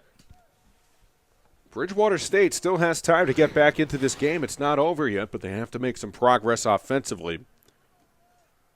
But this is an important drive. They have to get points out of this drive, but they can get right back to their game plan if they do so. McLaughlin in a quarterback. Man in motion, option, keeper for the quarterback, McLaughlin. And he's tackled at the 6, 3-yard gain. Yeah, good job on 1st down. Starting to slowly move it out of the shadow of your own end zone. A nice opening play of this series. Brian Corey the tackle. McLaughlin looking to the sideline for the play. With 5:52 remaining in the third quarter. Williamson, the tailback. Man in motion. The give to Williamson. It's his head down, but he doesn't get much. He gets to the 7, just a 1-yard gain. Well, good play design right there. What they wanted to try to do is influence the defensive line of Carnegie Mellon to come upfield, and they was going to run the counter right behind it. They brought the guy in motion. He gave a fake, came right back to the outside, but it was sniffed out perfectly by Carnegie Mellon. Johnny Mascaro, the tackle. 3rd down and 6. Bridgewater State at its own 7-yard line. Bridgewater State trailing 35-13 as we approach the 5-minute mark. McLaughlin takes in his own end zone. Here comes the pressure from behind. A huge, vicious hit right at the 1-yard line. That was very close to being a safety. Boy, he was corralled and brought down backwards. A blistering hit right there. Who came in? Let's see. It was Bartell, Jacob Bartell with the stop, and Bridgewater State very lucky that it wasn't a safety there. Yeah, Bartell's eyes had to get as big as silver dollars when he saw the quarterback holding the football too long in that situation. If you're McLaughlin, you have to understand that clock is ticking. You have to get rid of the football. Otherwise, you deserve your fate. And on that play, he got hit hard in the end zone. Abdelmadi to return, along with Fitzmaurice. Not much room to punt out of the end zone, however. It was punted out cleanly, but a nice return on the play by Abdelmadi. And Carnegie Mellon starts off with fantastic field position. Yeah, Coach Lackner has done a great job, not only with this year's football team, but just in general overall. He's a tremendous coach, one of those living legends that you see in college football. And it's funny because when you talk to players along the team, they mention how, in the spring most guys are lifting weights. But for the most part, Carnegie Mellon is sending guys to internships, prepping for once they're done with their collegiate careers. Rick Lackner, the head coach, a 1979 alum of Carnegie Mellon. The handoff to Benger, making the turn near the sideline, out of bounds. Benger to the 14-yard line. Gain of 7. Rick Lackner, 195 career wins, a .643 winning percentage, the all-time winningest coach at Carnegie Mellon. 9 conference titles, 2 NCAA national tournament appearances. He's been at the helm since 1986. He knows what he's doing, man. He's a tremendous coach, great leader, and he just does a great job in doing it the right way, I believe. 3 receivers left. Heron fakes the handoff, fires it, corner of the end zone. Touchdown! Carnegie Mellon. Graham Schilling making a beautiful play in stride, and Carnegie Mellon extends its lead 41-13. And they've been setting that play up all game long with the bubble screen, and now they fake the bubble screen and slip the receiver deep down the field. No one covered him. Both defenders of Bridgewater State jumped that shorter route. Schilling was wide open for the end zone. Wide open for the touchdown in the end zone. Schilling his 11th touchdown reception of the year. Renna on to attempt the extra point. Out of a hold of Jangro. Kick is on its way. Off the upright, no good. We've seen block kicks. We've seen missed extra points. And not just in this game. This has been the theme all weekend long. So it's interesting to see how special teams plays such a huge role. But you see right here, they faked the bubble screen. Both defenders jumped that shorter route. Schilling in the corner of the end zone. All he had to worry about was catching the football and getting his feet in bounds because he was wide open on that play. Because, again, that's how you set up a situation where early in the game we're going to show you a little bit of something only to come back to it later on. And in this situation, it was a touchdown. 3:38 remaining, third quarter. Carnegie Mellon all over Bridgewater State. 28-point lead, 41-13. Benger with 3 touchdowns. Chris Herrera with 2 touchdowns. Graham Schilling getting involved. He has a touchdown reception as well. And it's all Tartans here. Yeah, tough break right now for Bridgewater State. Again, you still have an opportunity to come back in this ball game, but like we said on the last drive, you have to get points. You have to get let's say you have to get a touchdown, and then you're down 21 points. You still can stay within your game plan and do what you do best, which is run the football. But here, you have to rely on that passing game to have success. Gabe Rennick kicks off, drives Williamson back to the 9. Williamson turning towards the middle of the field, changes direction, and he's hit hard from behind at the 24-yard line. Yeah, you like to see the aggressiveness that has been maintained, whether it be on special teams or on the defensive side of football by the Tartans. But Bridgewater State, again, we've seen success happen with this offense. They can strike quick. We've seen it in the passing game. We've seen their quarterback have success running the football. One of those two things has to happen on this drive to get these guys right back in this ball game. They're a very good team. They're here for a reason. And, again, they just need one of those things to happen very early and quickly on this offensive series. Jacob Johnson, the tackle. Alex McLaughlin back out. Here's the snap. Option keeper McLaughlin outside the hash marks to the 29. A good job by McLaughlin. He's giving the Tartans defense fits today with his mobility. Drew Fitzmaurice, the tackle. Fitzmaurice, a safety from Omaha, Nebraska. 79 tackles coming into this game. 2nd down and 5. Williamson had nothing, tried to turn out, and I think that cost him. No gain. No gain right there, and now you're in a situation where it's 3rd and medium, 3rd and 5. You still have all of your plays open to you at your disposal in which you want to run. I think when you look at what they do well, they have thrown the short pass well early in this ball game, and I think they have to find ways to get Duke and Leon the football back again on these short routes, on these hitches and curls. Leon 4 receptions for 51 yards. Higgins out of the game right now. It's Alex McLaughlin with backs to either side. 3rd down and 5, Bridgewater from its own 25. There's a floater out towards the sideline, incomplete. Pass intended for Malik Garrett, way out of his reach, 4th down. Yeah, not sure where they wanted to go with that route. You had a pivot route, a deep pivot route by Leon on that play, and you also had Garrett within the same area. I think both guys were kind of looking at one another, like who was supposed to get that reception. Where do you think Bridgewater State has stalled here? I think they got out of what they did well in the first quarter. Their short passes were working, the hitches and curls to Dukins Leon. You also look at how they were able to get Viola involved, going up top, playing above the rim. They were running the football with McLaughlin, the quarterback, and I think they got out of what worked and find themselves now, down 28. After the Sedado punt, Abdelmadi returns to the 46-yard line, and that's where Carnegie Mellon starts with 2:03 remaining in the 3rd quarter. Florida Graphic Services is a wholesale large format digital printing company founded in 2003 and housed in our 30,000 square foot climate-controlled production facility. FGS is a leading manufacturer of corporate and special event promotional materials. Our services include, but are not limited to, graphic design, athletic graphics, custom printing, and custom installation. Visit us online at fgs2.com. After the punt, here's the handoff. Banger inside the 45. And Sam Benger having a terrific ball game. Yeah, they're trying to strip the football out right now, trying to generate a big play and get the ball back to their offense. But you have to make sure in order to do that, you have to ensure that you have the tackler, the runner, in your grasp and have one guy strip the football and not just allow him to keep running. You have to do a better job of gang tackling him, and that's not happening right now. Benger, 25 carries, more than 140 yards, and 3 rushing touchdowns. Heron throws, screen into the flat. Low throw, but it's reeled in by Prather. Prather with yards after the catch. Runs down inside the 20-yard line.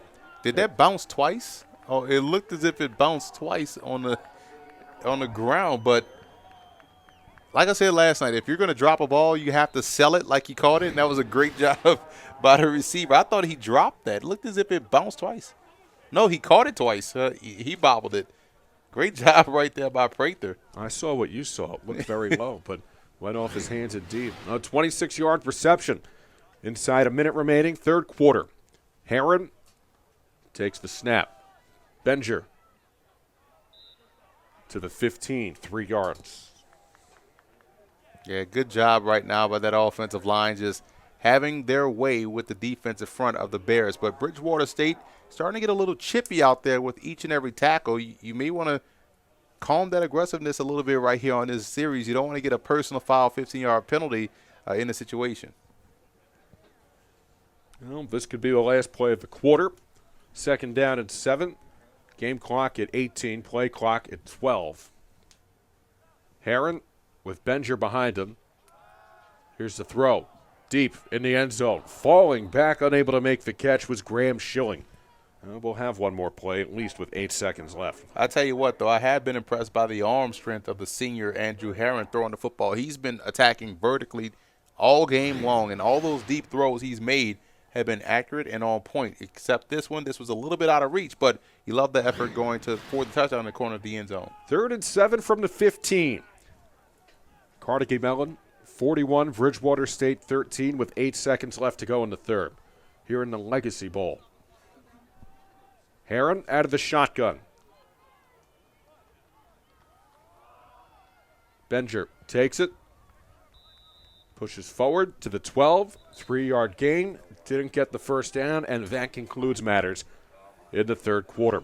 All Carnegie Mellon, the Tartans 41, the Bridgewater State Bears 13. We head to the fourth quarter here on a root field of the Legacy Bowl at Central Connecticut State University. You're watching ECAC football on ECACsports.tv.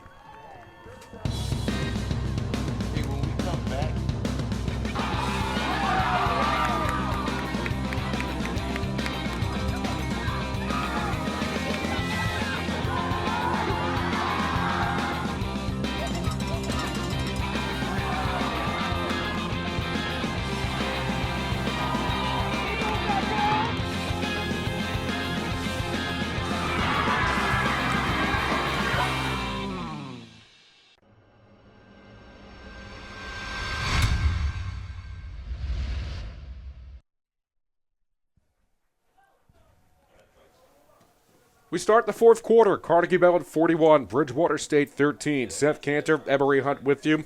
And it's been all Tartans here this afternoon. I tell you right now, you want to play college football, you look at this play, this fourth down play. If you're a defensive end in high school, this is what you don't want see coming your way. A wham block, bam, right there on the outside. You want to be able to make that play. But, again, great job by number 71, the right guard, Ted Hewless, kicking out that play. It didn't work for a first down, but they're going for it right here on 4th down. 4th and 4, spread formation, 5 receivers. Heron back. Gets away from the pressure. Being chased from behind, and he's sacked.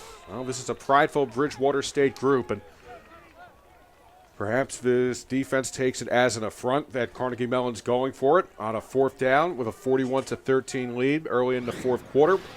However, Carnegie Mellon gives it up on downs, and the Bears get it back. Well, he had a guy sitting up at the top of the screen wide open on the hitch route, but just held the football a little bit too long, and credit Bridgewater State getting off the field and showing good sportsmanship right there, helping the quarterback up off the ground. Total offense for the game, Carnegie Mellon 404 yards, Bridgewater State 280 yards. Sam Benger for Carnegie Mellon, the running back, 151 yards. 21st Division III player to now have 2,000 yards in a single season. He has 3 touchdowns. Quick throw on 1st down as Higgins hits his receiver. Not enough for the new 1st down, though. And that's exactly what you want to see them do, like they did in the 1st quarter. Brandon Giles doing a great job catching the football. Just, again, it's 2nd and 5 now. This is keeping their offense on pace. Higgins out of the shotgun. Williamson with just 24 yards in the game. It's a chunk as he takes it to the 25-yard line, 7-yard gain. That's good for the 1st down. 2 positive plays in a row right now by Bridgewater State. You want to see them continue the success moving forward. And it's just a good confidence builder for these guys at a much-needed point of the game. You got a defensive stop on the last series. Now you come out with 2 consecutive positive plays. This is exactly what you want. Brian Corey, the tackle. 1st and 10, Bridgewater State at their own 25-yard line.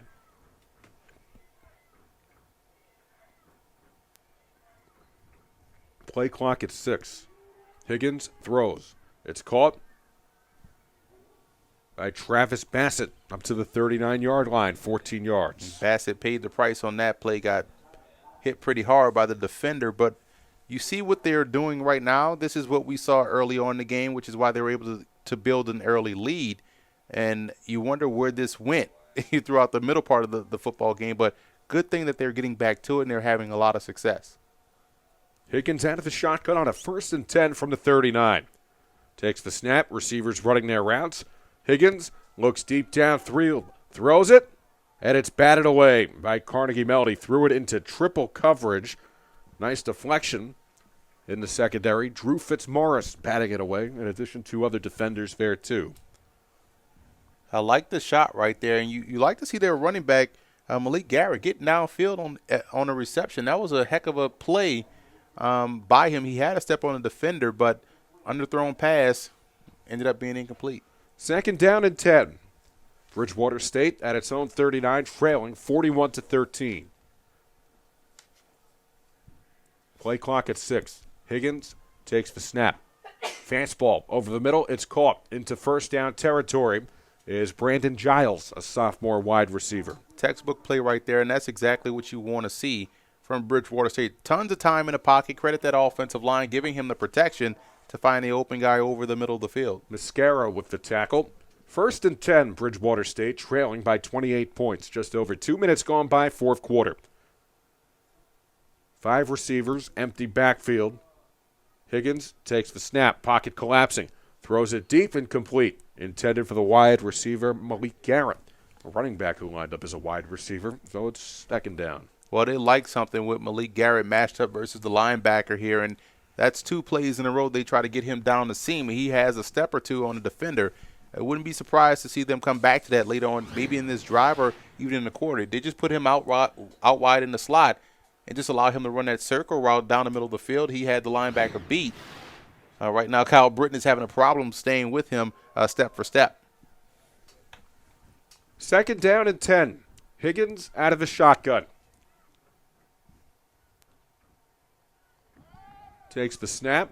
Here comes the pressure. Throws it deep. Downfield incomplete. Good coverage in the secondary. The intended receiver was Travis Bassett. The pass broken up by Aaron Watson. Yeah, Bassett doing a great job getting inside on that play on the post and really did a solid job in timing that potential reception. But good defensive play by Carnegie Mellon to get the pass break up. 3rd and 10 from the 44-yard line. Coming into the 4th quarter, Bridgewater State, 4 of 10 on 3rd downs in the game. Play clock approaching 10. Williamson lines up as the back. Higgins out of the shotgun. 3 receivers left. Play clock at 3, 2, 1. Higgins takes the snap. Pocket collapsing. Quick pass over the middle. It's caught by Leon out near the sideline inside the 30. They'll spot him at the 29-yard line. 15-yard reception, first down. Yeah, Dukins Leon has had a very good day catching the football. I like what he does after the catch. He shows you a lot of strength and ability getting the football past the sticks. Nice route right there, running the short in route and just catching it all hands and then breaking the tackle, getting the first down. Drew Fitzmaurice with the stop. First down and 10, Bridgewater State.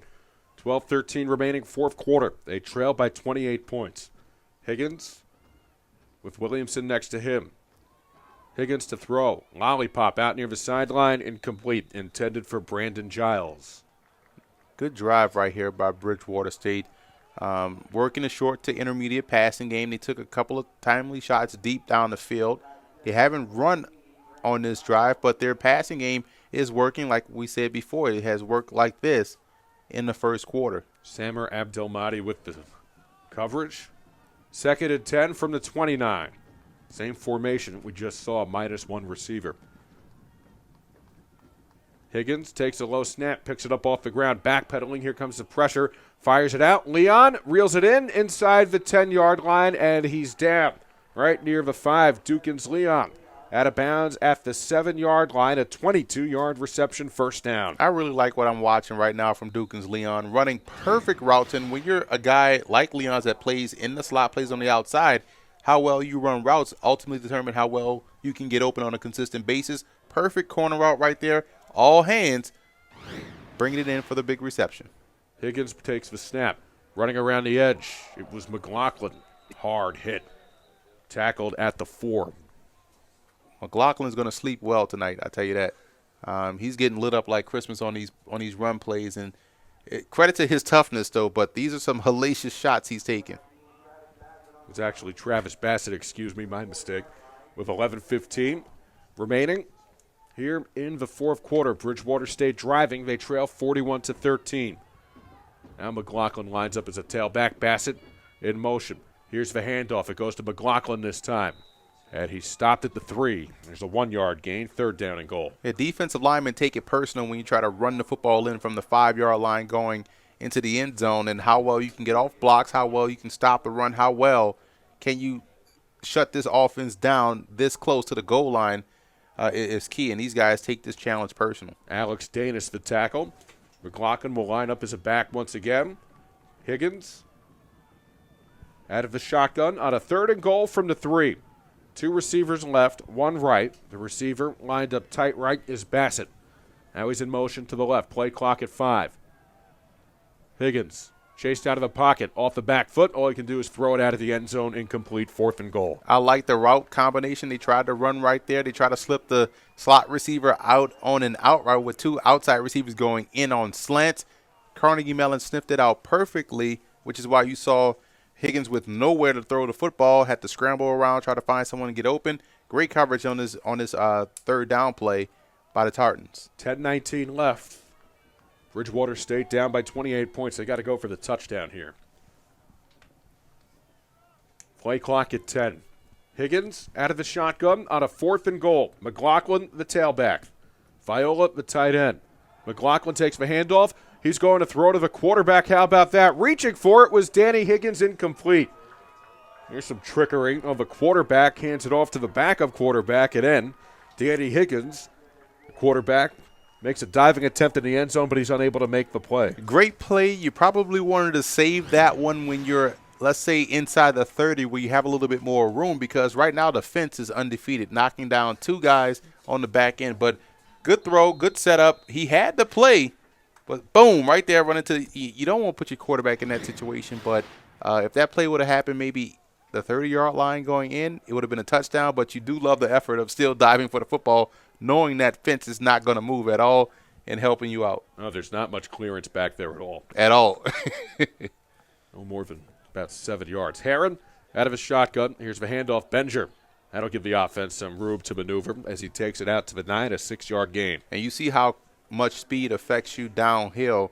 That's why he was able to pick up 6 yards on that play. That's a great first down run by Benger. Benger, 157 yards and 3 touchdowns in the game. A tremendous player, and we knew this coming in, but it's just impressive to see live how well he runs the football. 2nd and 4.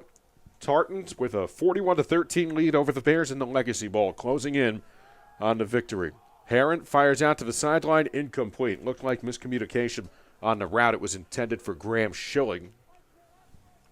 Yeah, Schilling ran the streak. Herron threw the stop route. Nearly picked off right there, but like you mentioned, miscommunication by the receiver and quarterback. 3rd down and 4 from the 9.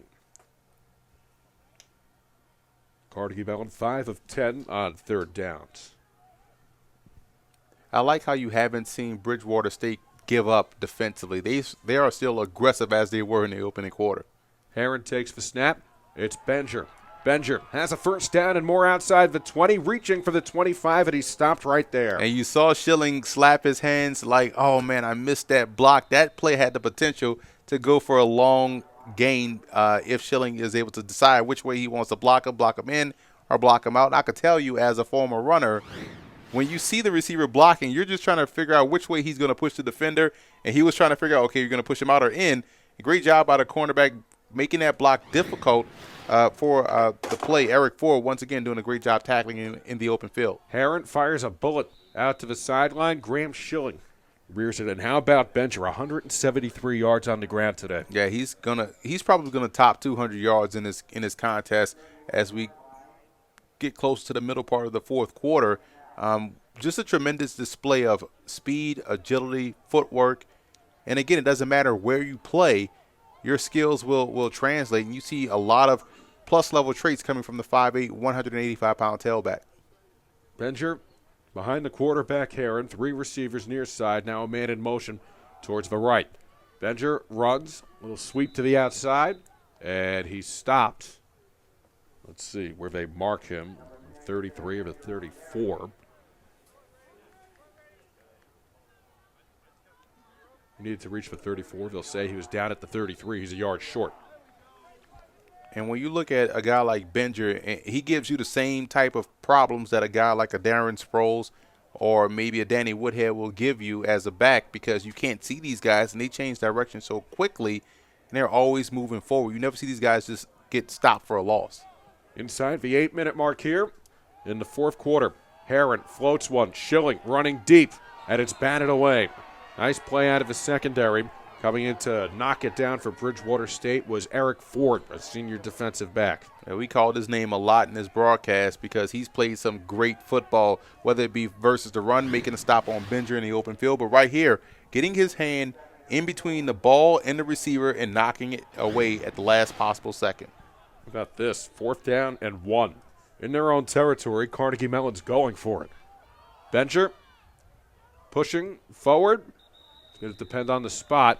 He needed to get to the 34.5-yard line. They're going to say that he reached the 35, and it's a 1st down. And most importantly for Carnegie Mellon, they're continuing to move the clock. That's what they're trying to do, just drain this clock, get back on that bus, and get back to Pittsburgh. Hey, listen, if you have a back like Benger who's rushed for 174 yards, why not give it a shot and keep that clock moving? Exactly. You trust your own offense on the field to drain this clock. That's exactly what you're doing. 7:15 remaining in the game. Herron throwing, pocket collapsing. Deep. Here's Schilling. Can't make the catch. It's out of his reach. On the coverage for Bridgewater State was Cameron Williamson. I take everything back about trying to drain the clock. They're going for blood. They found something with the receiver Schilling. They're trying to get him to rock, the senior at 6'3", 185.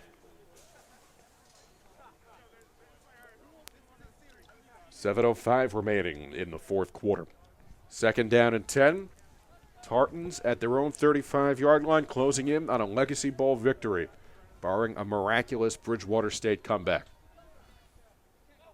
Sam Benger, 176 yards, looking for more. Has a lane across the 40. Benger with the stiff arm out to the 47-yard line. 12-yard gain, and Benger closing in on 190 yards. Yeah, Benger's done a great job all game long. But again, all of his successful runs have come inside. Like I mentioned earlier, you can't run these guys that have a lot of speed to the outside, run them inside, and they'll pick up yards in chunks, and he's doing just that. Benger 188 yards. 6.5 minutes remaining. 4th quarter, Carnegie Mellon with a 41-13 lead. Play clock at 10. Herron takes the snap. He'll throw into the flat, and the catch made on the near side. It was Tommy Mansfield with the reception. He was dropped quickly, second down. Eric Ford, once again, just keeps popping up. They're challenging him. They're throwing at him. He's accepting the challenge and making plays, again, on both ends of defense. A great day for him. Your team is not having a lot of success, but you as an individual are playing your butt off. No gain. Eric Ford the tackle for Bridgewater State. Inside 6 minutes remaining. Carnegie Mellon a 41-13 lead. 3 receivers right. Bench of a tailback with 188 yards in the game. Here's a quick strike out to the sideline. Graham Schilling makes the catch inside the 45, right near the first down marker. Looked like he got ahead of that first down marker, and that moves the chains. First down. Great job right there by Schilling getting the first down there. And they continue to try to test Ford's ability to make a tackle in space. And he's answering the call, but just a great throw, great route, and for the first. We approach the 5-minute mark in the fourth quarter. Carnegie Mellon driving up 41-13. Benger 188 yards, 3 receivers, near side left. Benger gets the call, turning around the line, running, and he's tackled at the 41. Just a gain of a yard. A great hustle play right there by the linebacker, Nicholas Saloy, chasing him down the sideline and making a play. It's a heck of a job by Saloy.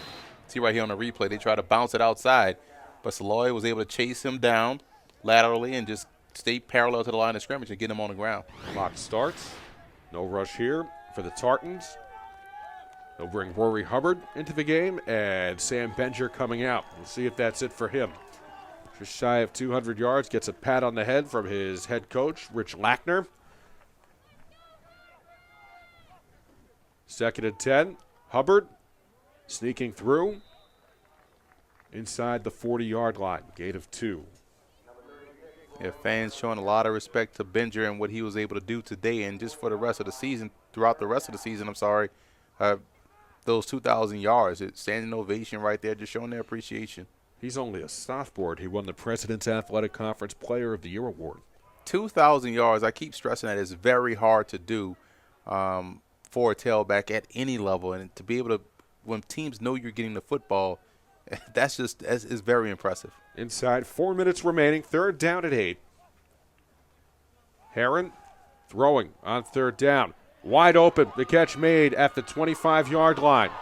Max Reinertsen pushing towards the goal line. He stopped short down at the 2. A 38-yard reception, first down and goal. Gotta love the aggressiveness, still firing the football, but a great job by the receiver getting upfield, making moves, trying to get into the end zone. Just fell short, 2 yards away. But again, just great job all around by Carnegie Mellon. They're still playing their game. You can't get upset. Reinertsen has done a solid job all day as well.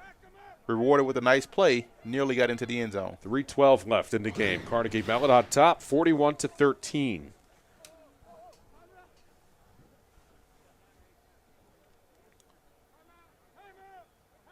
Somebody yelling timeout down there as the play clock was down to 2.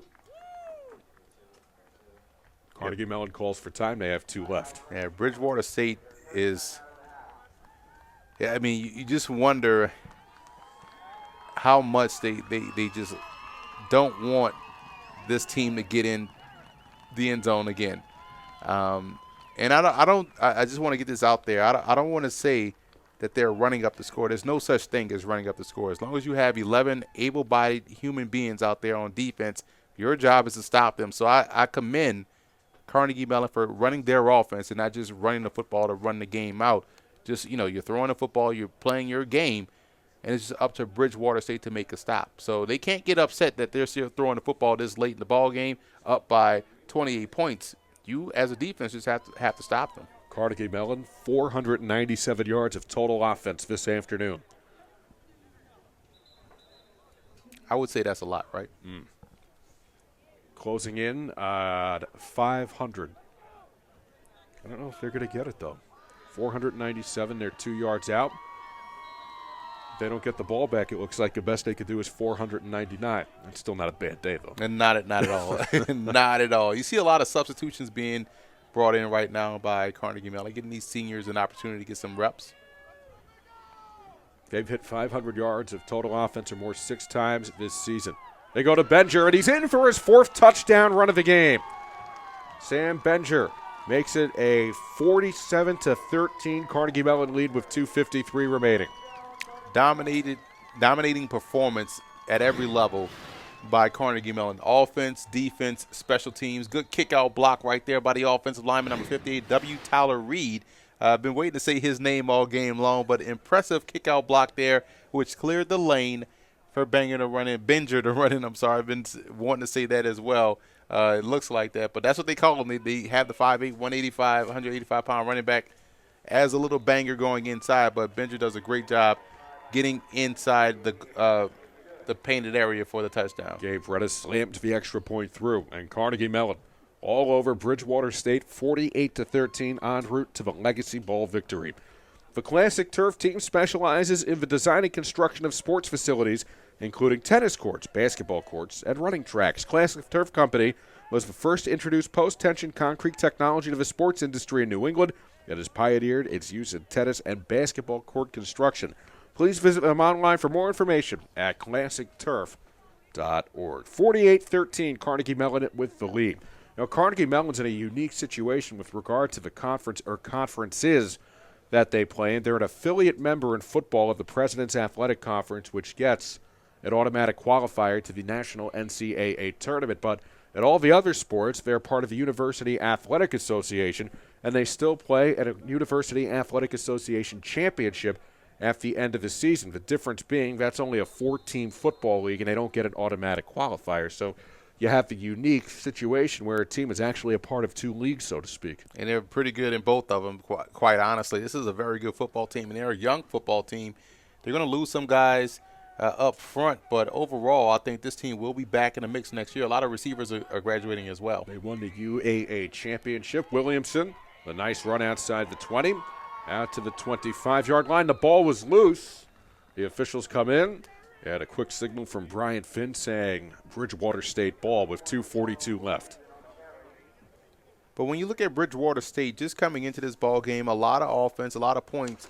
We know they can run the football, and they have a really good football team that's returning next year. And that's the good part about getting this experience playing in this bowl game against a very tough Carnegie Mellon team. Bridgewater State has now got that experience. Those young guys got these reps, so next year they can remember this loss and how they felt on that bus ride home. They'll be back in this bowl game, or better yet, in the NCAA next season. Higgins dumps it off on first down. Bassett makes the catch outside the 30. Gang tackled there. Well, they'll say he actually got to the 31-yard line, and the ball came loose. Carnegie Mellon comes away with the ball. Ripping the ball out, or at least coming up with the ball, was Vince DeMarchi, but they'll say that the receiver Bassett was down by contact.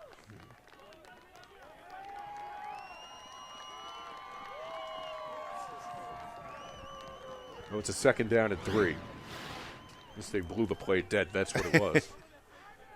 It was tough to find out what was going on the sideline right there.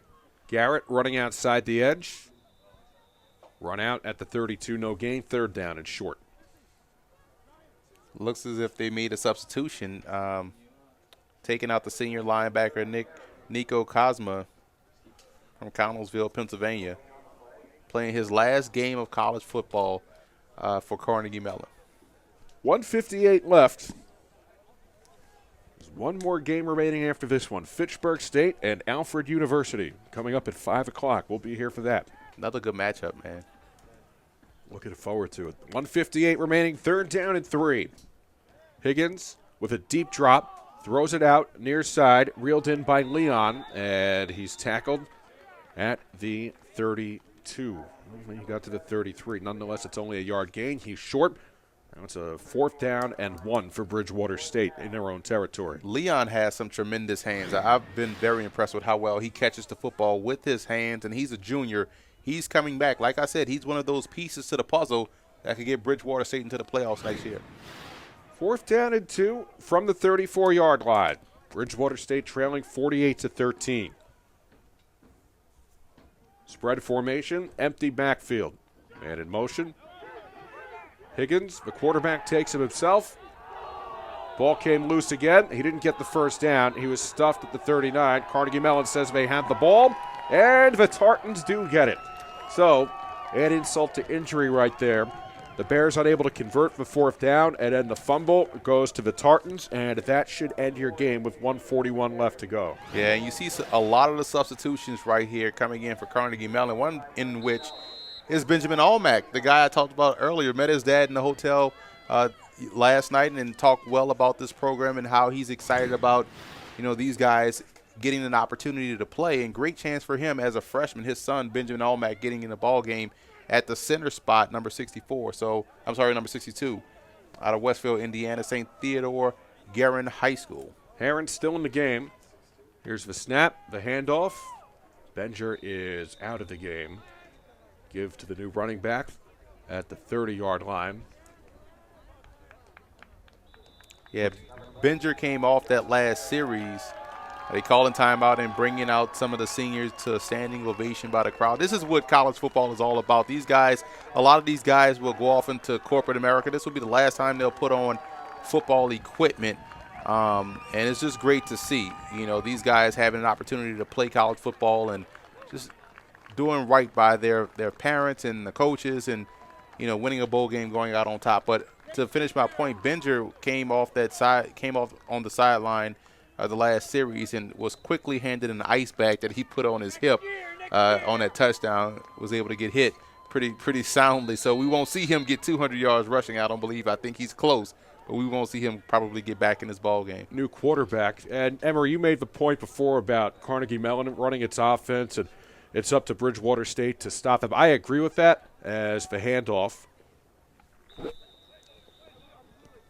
doesn't get the first down inside the 30 to the 29. I could see how Fitchburg State would be a little ticked off by that timeout.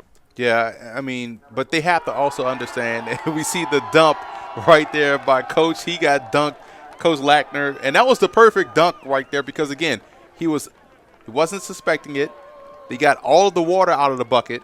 They didn't drop the bucket on the coach. You see that a lot where teams just tend to drop the bucket and you knock the coach out. You don't want that to happen. You still need him to coach the rest of this football game, so. Chaingrow is back to throw. He lost the ball. It's loose on the ground. Who's going to get it? It's a hot potato out there at the 44-yard line, and it will stay Carnegie Mellon ball. Oh, I understand that you're taking the seniors off the field, and listen, ultimately at the end of the day, Carnegie Mellon played a better game, so they have the right to do what they want to do, but I just can understand at the same time it's not a home game, so to speak. It's a neutral site here for Carnegie Mellon, so I could understand how Bridgewater might be taken a little aback by that, but at the same time, I understand the coronation aspect of it too. Yeah, I get your point as well. You can see why they can be upset, and probably what has attributed to a lot of the chippiness we've seen in this fourth quarter. But they also have to understand. You see right here doing a noble thing, taking a knee, fourth down, giving these guys a football. And that ends the game with Carnegie Mellon winning 48-13, a dominant performance by the Tartans. Congratulations to Carnegie Mellon, the winners of the 2015 ECAC Legacy Bowl here out of Root Field at Central Connecticut State University. What impressed you most about the way the Tartans played this game? Just the fact that they dominated in every facet. That's rare to see. Usually you see a team play great offense, maybe play great special teams and had issues defensively, but the Tartans came out and played well in every facet, offense, defense, special teams, which is why they won by the margin of 40-13. Well, we have one more game here coming up at 5 o'clock. We'll be here with you for it. It will be Fitchburg State and Alfred State here out of Root Field at Central Connecticut State University. Once again, the final score, Carnegie Mellon 48 and Bridgewater State 13. On behalf of my broadcast partner, Emory Hunt, as you take a look at the scores this weekend, and the entire PAC Network crew, led by our producer, Alec Poller, I'm Seth Cantor. Good afternoon from New Britain.